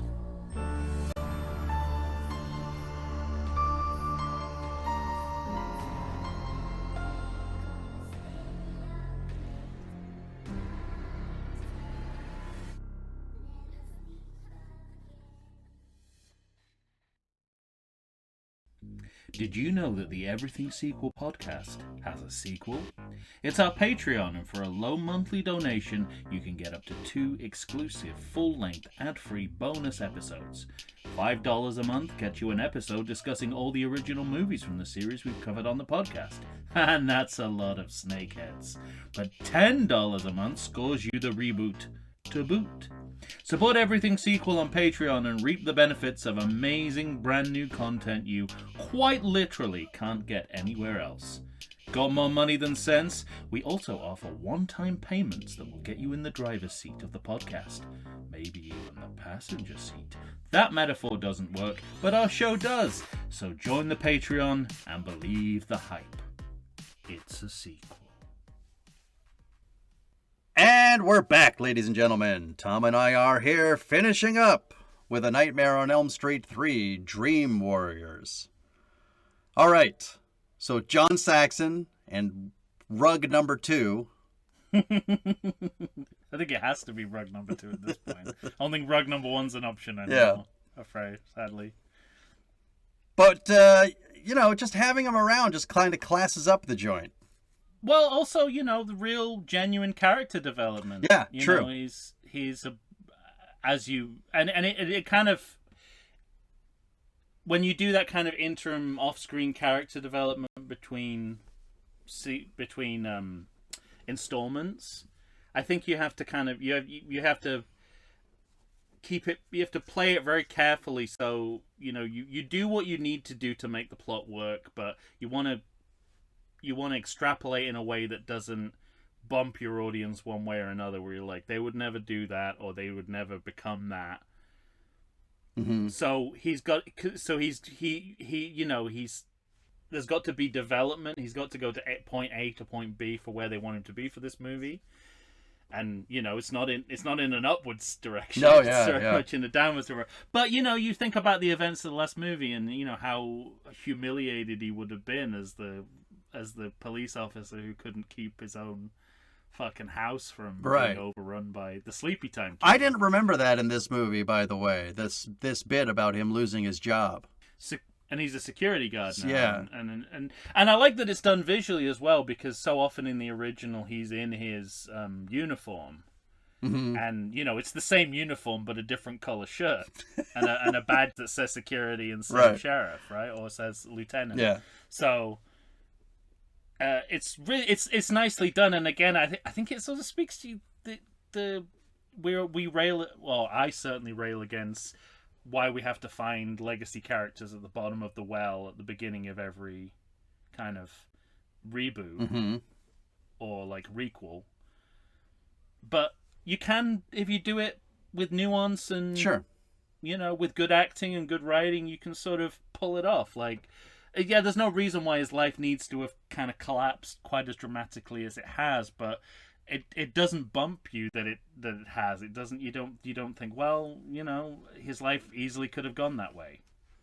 I know it's kind of artificial in the sense that that's where the movie needs him to be for the story to work. Yeah, but it doesn't feel inorganic or no, of course. unnatural, I was just gonna say, headcanon wise, it makes total sense.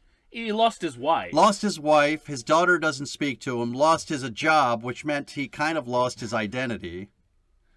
Yeah. And the idea of Well, he lost his job because of that chain of events. Yes, exactly. As well, so none like if you can headcanon that, it means I think they've done quite a good job. right. But you can't headcanon why Indy's separated from Marion, and he's well, in Indy and Marilyn. Do you think there's a young Indiana Jones where he slept with Marilyn Monroe? I hope there is. I'm sure George Lucas wrote it. But anyway, he's putting like booze in his cup. It's like it's not. There's no reason for him to be this far gone. But this guy, you're like, yeah, I mean, Right.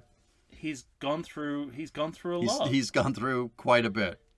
Yeah, and John Saxon's like is just your quintessential sort of neo-noir actor, Yeah, right? right. He's sort of hard-boiled kind of persona. So when he does this, the smoking and the drinking at the bar, my life's gone down the drain, you believe it more, I think. Yeah. So we're going to separate. Nancy's going to get the kids. Not Bill Maher is going to take Saxon and get a cross and some holy water on the fly. And they're going to go to the auto sausage plant. One thing.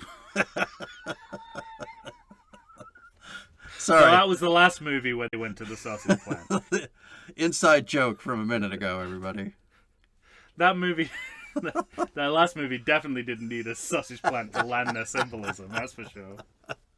Auto aspect of sausage. Auto sausage asphyxiation. Yeah. One aspect of the movie we didn't talk about, Lawrence Fishburne. Yeah, right.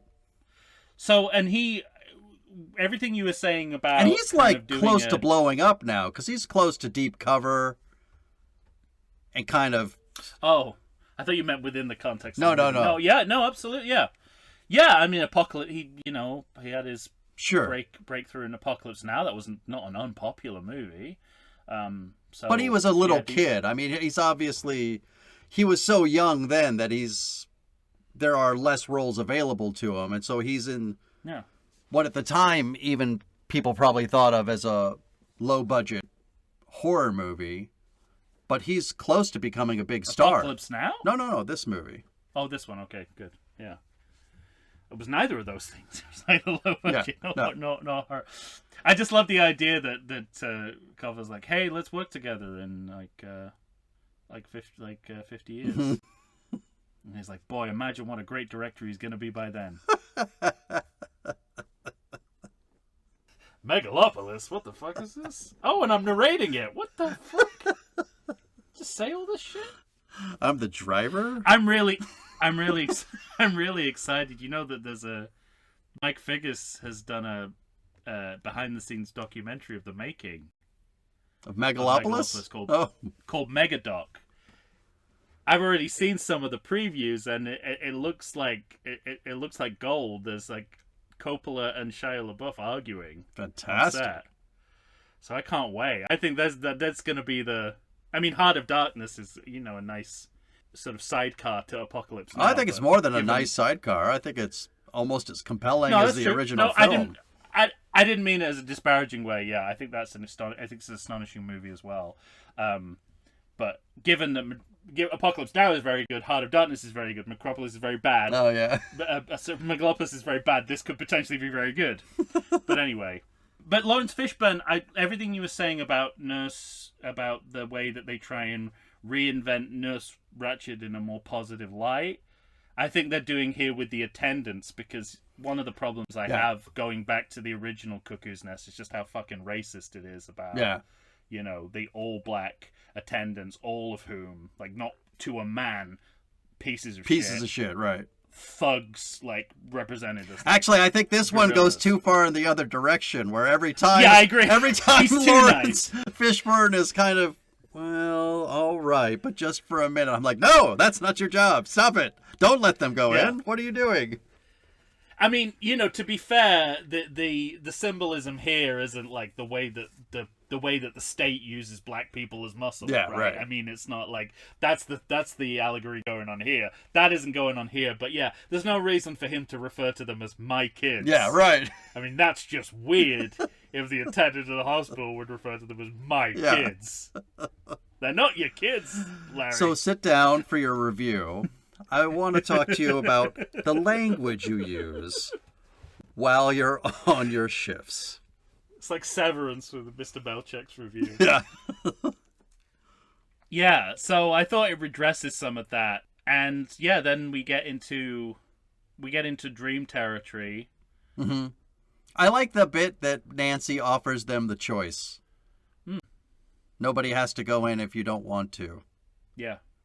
Because, I mean, it just sort of lends itself to that idea of the team that we were talking about earlier, where it's a united force. And and even in the original Nightmare, they comment on you, it's like, you're tougher than everyone else. Yeah, right. Like, you're into confrontation. Not everyone is. You're a survivor. You're like a born survivor. And I think we get closer to the sort of raw slasher idea of the original. There's a scene in the padded cell. Yeah. With the fingers creating feathers. It's like, I was like, this reminds me of like a scene from the original in its rawness. And we haven't had much of that. We've had other great things that are just as impressive, but I like that they can always pull it back to the essence of the original. And then it's sort of, what is it like? It's not choose your own adventure, but we're kind of yeah. I mean, you're right. No, that's a good analogy. We're kind of storybooking, going from kid to kid and having their own kind of private story. They each get to be a different Avenger. Yeah, right. Yeah, it's like it's pure superhero fantasy. Although it starts with something that I don't like in dream movies, and I know you don't like it: dreaming memories. Yeah, right. You're the one who brought this up to me. It's like, no, the dreams are anything but memories. Yeah, I never dream my memories. Although it does turn into a kind of it's a dream reimagining of a memory. Nonetheless, it is you don't dream memories. It's so funny how far we've shifted into how far we broaden gender norms, like the idea of what constitutes bad and beautiful. Like it's sort of like, well, you look exactly the same, but you're just a bit more dominatrix looking. Yeah, you have a mohawk. Is that all it takes? Yeah, you're a bit more punk rock. And it's funny because just a little bit punk rock. Even at the beginning of September, I was starting my yearly Halloween watches, and I watched The Crush. September last year, right? For this year. And this woman that plays Taryn, she's in that movie as a kind of Carrie Elwes almost girlfriend. She wants... Did you say Witchboard? No, The Crush. The Crush. Yeah. So it's nice to see her in back-to-back movies, basically. Yeah. And I think this is sort of one of the more well-known, well-regarded kills for the series, too. The needles? The needles in the arm and What a Rush. And the winking eyes as well. Yeah. Yeah, it's interesting. I mean, and she's so beautiful, and yet the movie keeps telling you she isn't. I know, right? And I just, I think it is. It's like, even back then, just being a brunette was enough. Was enough to not be beautiful. Which is staggering to me. I mean, I prefer brunettes, but I think that's just strange that you'll be that narrow. No, yeah, I'm in total agreement. Ideals of beauty.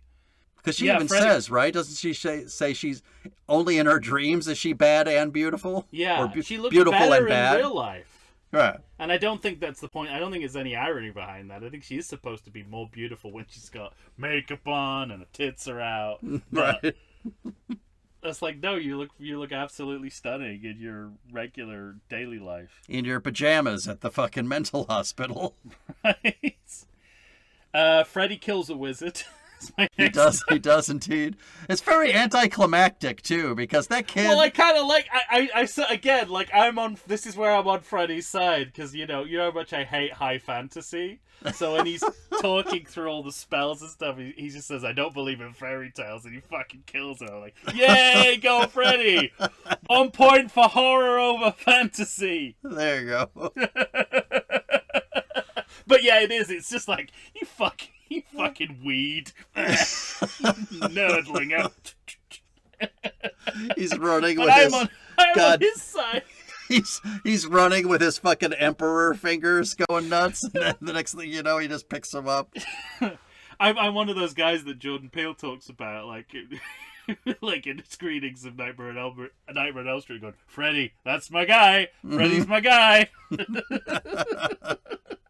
What, that child? The serial child murderer? Yep, that's my guy. Yeah.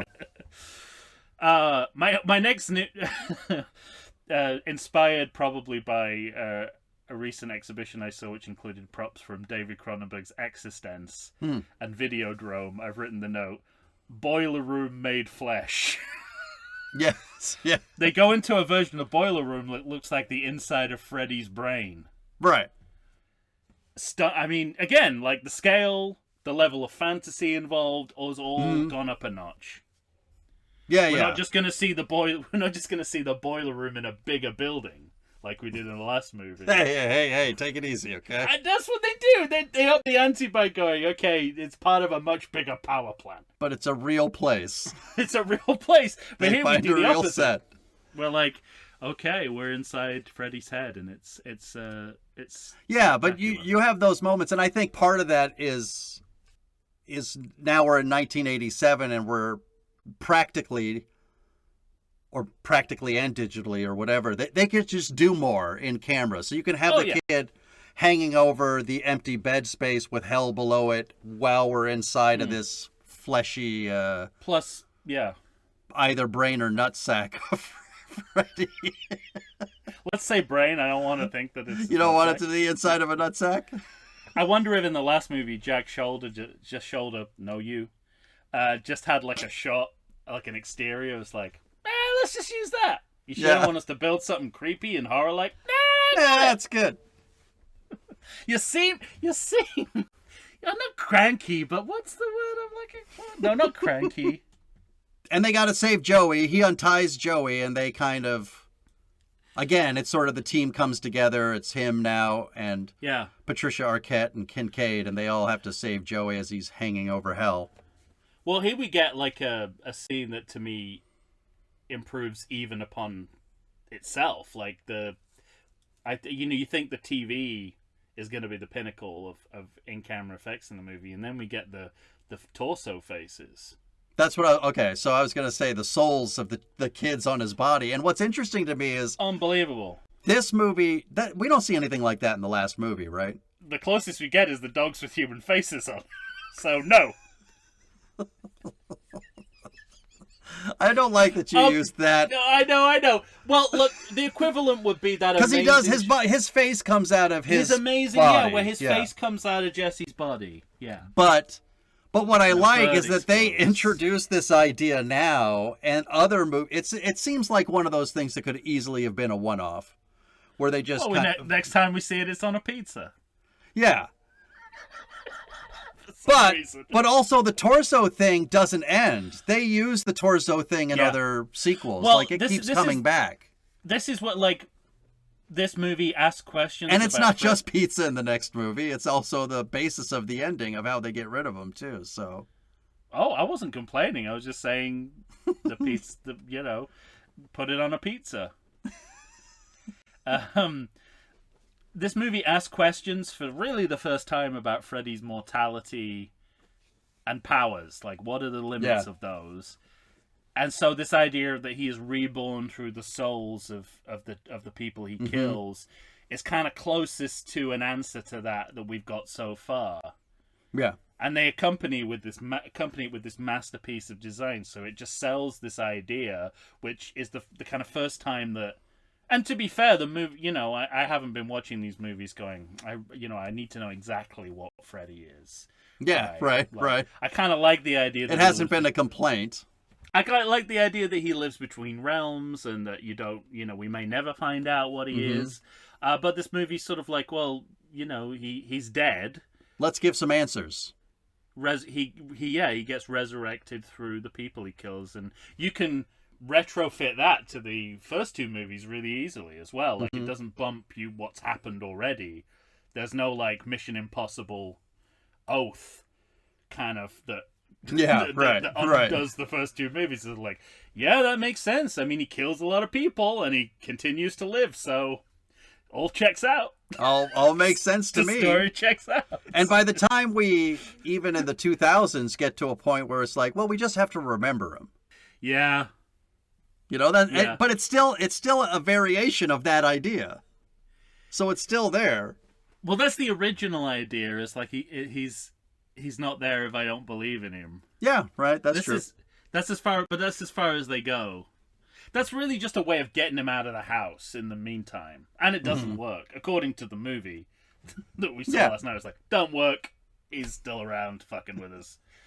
And then, obviously, I'm sure you're a lover of stop motion and I love it. An old movie. So the Ray Harryhausen Skeletons, which was just it's the most Rennie Harlan part of the movie where the directors are like, look, I know we've kept it really tight up to now, but I just want to see a couple of Ray Harryhausen Skeletons fighting.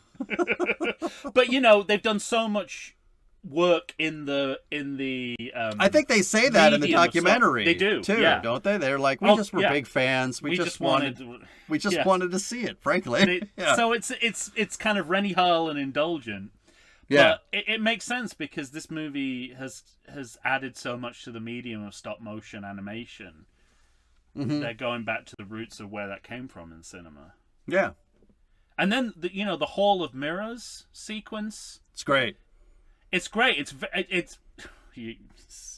I know you think I can't give something a compliment without also bashing someone shitting else simultaneously. Yeah, but this is kind of what I wanted Pan's Labyrinth to be like.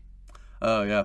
But never really got like the idea of modern day fairy tales, which I watch Pan's Labyrinth thing. I don't. Yeah, I get it. I mean, I understand what's going on, but yeah, it's Spirit of the Beehive with monsters. But this makes more sense. I don't know. This makes more sense to me.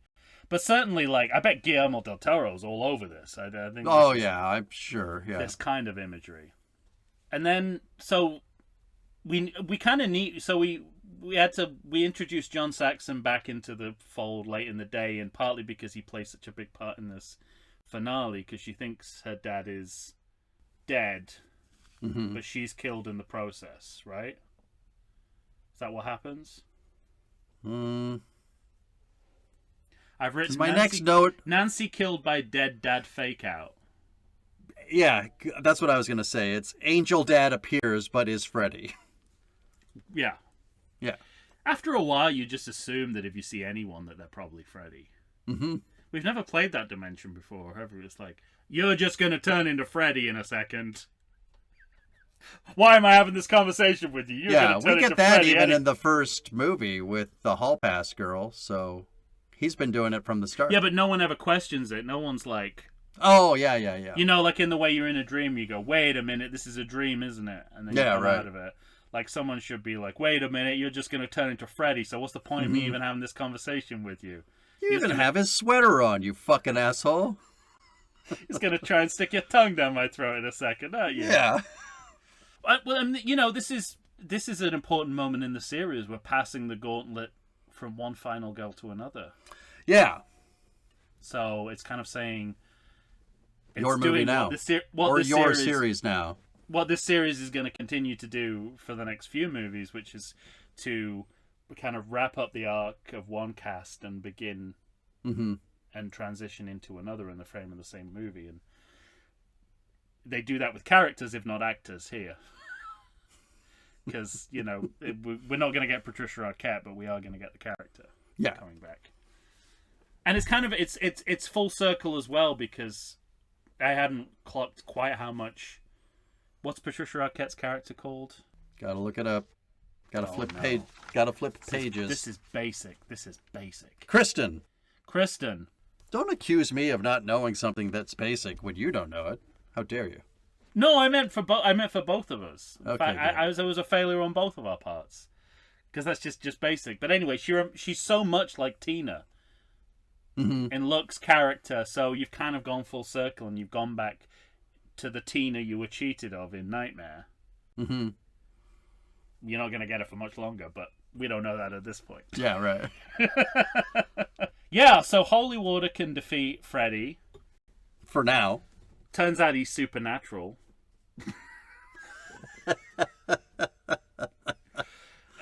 This is my. Let me read you my note. Holy Water, supernatural quality to Freddy that never registered before. Vampire. What's Freddy Krueger? I kind of became confused as I was writing that. Wait, is he a vampire? Why is He's Holy a Water night working? vampire. He is the night vamp, the sleepy time killer, and the night vampire. Yeah, sleepy time killer. Disposed of by Holy Water. He just disappears and then we're at the funeral. We're at Nancy's funeral. And we find out the nun is a ghost, Mm-hmm. and his mother. Is this what we find out is his mother? Yeah. She was that nun. It's funny because the first couple of movies, the only fantasy element in them was dreams. Mm-hmm. Now we have ghosts, we have vampires. Yeah. We're in a different kind of a movie now. Sure. The series is different. We've abandoned science. Ghosts and vampires. But we've talked about there's an expansion, and we're expanding everything everywhere. Well, there's expansion, and then there's changing the terms of the fictional world. Mm-hmm. I'm not complaining about any of this, by the way. I'm just saying, like, that's a big shift Yeah.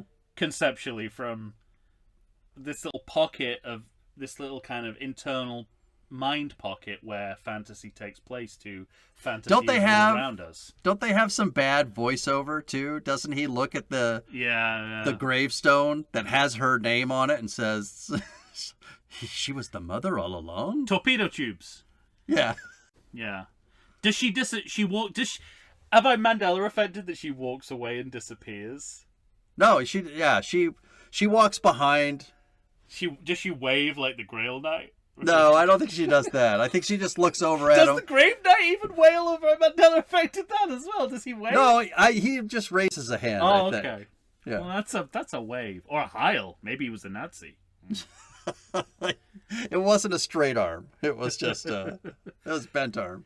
You have chosen wisely. But yeah, she walks behind a gravestone and then he goes to follow and she's gone. Well, that's not some of this film's best work then, if that's the case. Because I was questioning it to myself thinking, this is what a bad movie would do with this reveal. Well, what would you do instead? What do you mean? Oh, you don't. I mean, I don't think you need the nun at all in this movie. It could just be research. Exactly. Get Yeah. to the library, get that microfilm out, do what every other fucking slasher Get the does. microfiche. Even the microfiche. But, one thing I like about this series generally, Uh-huh. it's funny because there was a big fight over what to do in the last seconds of the first movie, right? Oh, We'll yes. get to that when we get With to only that. one winner. Yeah.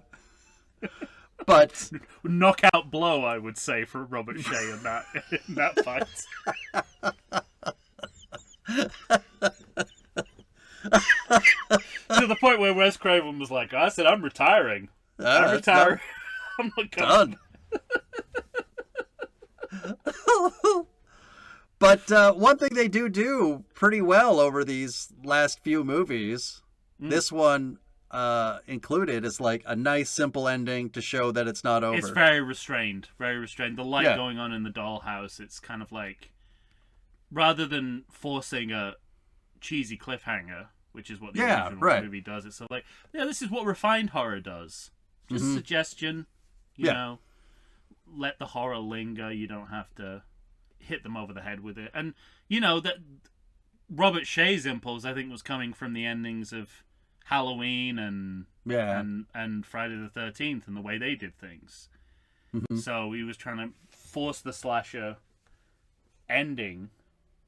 He was trying for the final scare. He was going for the final scare, but this is kind of, I'm not even a jump scare. It's just a the terror is always there. Mm-hmm. Exactly. Which is, like, go back to Psycho, which in itself, is a proto slasher, but it just ends with just looking at. I suppose you get the skull, but the skull over it. It's more the terror of like looking in his face for the last few seconds of the movie. So, yeah, that's that. What I've completely forgotten. What's the ending of the last movie? 2? Yeah, how does that end? Let's find out. This must be so frustrating for fans of this series. It's like you don't remember what happened at the end. What's the? Oh, he gets back on the bus and goes back. Oh, the bus. Yeah, the Dreamland. Bus goes into the desert. How could I forget? Yeah. So that's more in the vein of the first. That's more in the vein of the first movie, I would say. Yes.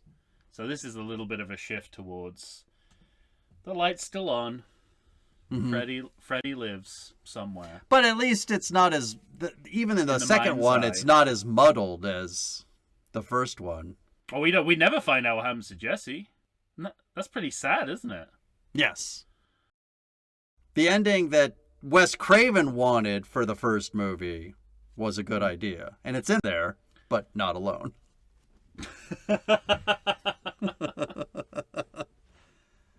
Yeah. All right, you got a credit check? Oh, yeah. Girl in Cemetery. Melanie Doctors. If you were going to put her anywhere in the movie, shouldn't she be in the hospital? I would say so. So, when we get to the Grips section of the credits... Family members? Listed as they're listed as the Grips from Hell. All nickname Bob. So you can tell from one credit what insufferable humans they all are. Yeah, that's more like an airplane. Yeah, that's my exact note. So there's Chaz Bob and Lloyd Bob variations. They seem to think they're the Zuckers doing the credits of Naked Gun. Visual effects production manager Keith Shartle. All right. And I'm guessing a shartle is what happens when you shit and fart at the same time when you're startled. Oh God, I shartled. It scared me so much I shartled in my pants. Calm down in your box. You're stepping on your own good jokes. I needed to move for that one. Well, and we go full circle to where we began. The conflation of hair pop metal and 80s horror. Crossover merchandising with Dokken. It's great. Yeah, it's convergence, isn't it? It's a music video based on the movie, a movie with the tie-in song. Mm-hmm. And when was Jason Lives? Has that already come out? 86. Oh, because that was Man Behind the Mask. So yeah, if that came out first, it's hard to believe that that they weren't like riffing on that. Maybe by having Alice Cooper do a Jason song. Yeah. Well, even the idea of like let's steal Alice Cooper too. Right. Yeah. If only he was in Halloween somewhere, then he could have been in all three. Great. That could still happen, I suppose. He's still alive, right? Yeah. And Halloween is still technically alive. Yes, sir. Aren't they doing a TV series next? Yeah, and a video game. No waste of time.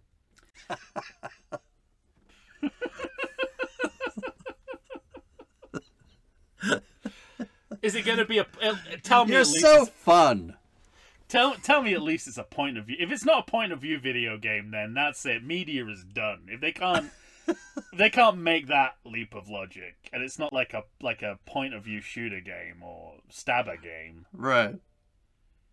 If it's I don't not know that, yet. I don't think it's coming out for a while, but Are they trying to resurrect the credibility of Halloween the way that Great Circle did for the Indiana Jones franchise? yes, right. It'll take a lot more, I think. Anything else? And that's it. That's the end of my credit check. Very good. All right, well, all that's left is for you to tell us what you think of A Nightmare on Elm Street 3 Dream Warriors. Probably should be at the top of both our lists. For various reasons, it comes just under. Some more legitimate than others. Yeah. I agree. I agree. No, I agree. No, I agree. I know Howard Johnson is right about me being right. Howard Johnson is right about me being right. Howard Johnson's on my side. You're talking authentic frontier gibberish. So, what do you got to do? You know what to do. Find us on all the things, and then do the things that you have to do on those things so that we can read them on the things. Mm-hmm. Couldn't be clearer. Books, grams, threads. I always forget threads, and I just remembered it. Yeah. X's, skies. I ran out. Join our Patreon and watch us on YouTube. Sure. Write a message about this sequel on Patreon, where we don't do sequels. I said join our Patreon. I know. But why join our Patreon and talk about this?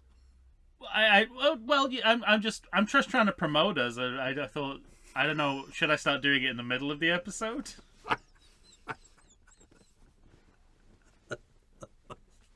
Mind you, I suppose we did, because we kept saying we're going to do Nightmare on Patreon, so... Yeah. We'll be doing Nightmare on the Reboot, probably fairly soon, on Patreon. Agreed. Also because we've just seen it in the theaters. Yeah, I know. Yeah. And now I own it, and the reboot, which I don't even need to own, because it's on the only one that's on HBO Max. Very I odd. still own it, because I had to buy the package. Yeah, me too. That is not... It's not a movie I need multiple copies of. Believe me. Yeah. The one's enough. Yeah. But, you know, I got my 3D glasses. Really? I get to watch... Well, it's not arrived yet, but I get to watch Freddy's Revenge in 3D when it does. The Steelbook. Comes with 3D glasses, so you can watch that part of Freddy's Revenge in a...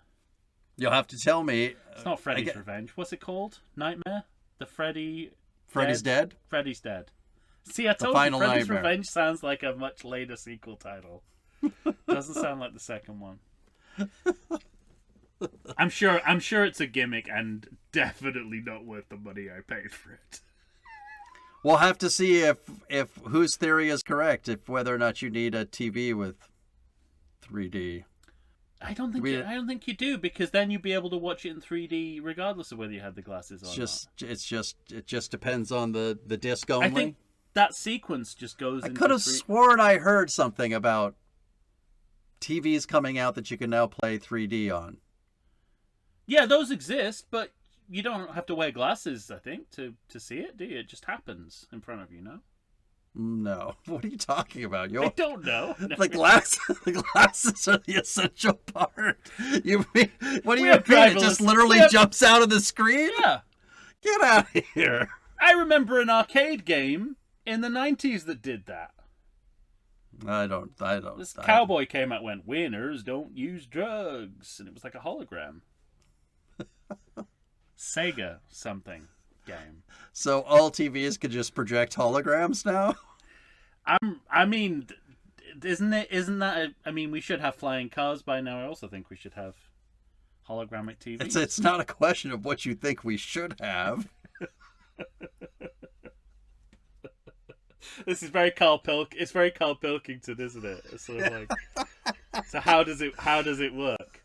Well, you press the button. It's like, no. I know how it works. How does it work? Press the button and the banana comes out. That's right. There's no way there's a banana dispensing machine on a rocket ship. That was the best monkey news ever. Or send an email to everythingsequel@gmail.com. That's it. All right, when you hear us next, we're going to be talking about Tom's favorite movie in the entire sequel canon. Ooh, and it's A Nightmare on Elm Street 4, The Dream Master. So we do have a the. It's not just Dream Master. I think so. Yeah, I think you're right. That's where the confusion lies. Yeah. You can't just throw in a the in the middle of your series. And yet they do. And yet they do. Okay. For Tom Stewart of Lonesome Whistle Productions, Michael Shantz here of the How Dare You Awards. Next week, like I said, Nightmare on Elm Street 4, The Dream Master. So look forward to that. Say goodbye to everybody, Tom. Who gives a fuck what you think? Classic Freddy. Yeah, I love that. This sort of like this whole movie's about wish fulfillment, and that's probably what Dick Cavett has wished to say to most of the guests. So I was going to say, not just to Zsa Zsa, but so many of his guests. I mean, that's it. The ultimate taboo, isn't it, for a talk show host? You're not allowed to say to your guest, "What the fuck are you talking about? Yeah. Why do you think anyone is interested in anything you have to say?" Isn't it a surprise, just like the flying cars and the hologramic TVs, that we haven't had one talk show where the gimmick is the talk show host goes, "That's not interesting. Tell me something else." Mm-hmm. We still don't have it. It's so weird. We still have like Jimmy Fallon. I was going to say we have the total opposite end, which is Jimmy Fallon. But not even like acerbic. I mean, Craig Ferguson occasionally would get that way. Conan occasionally gets that way. But he always has to follow it up with schmoozing. And I just want Craig the one Ferguson who doesn't... was funny. I think he was extraordinary. It was I like... like when he'd sit back and just fold his arms. Yeah. Well, I mean... And he'd be totally in profile to the camera, just like locked into the guest. Yeah. And being a weirdo. It's very funny. Yeah. All right. We'll end there. We will.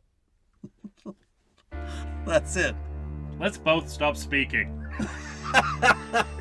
That's how we know the episode's done. Thanks for listening, everyone. We'll be back.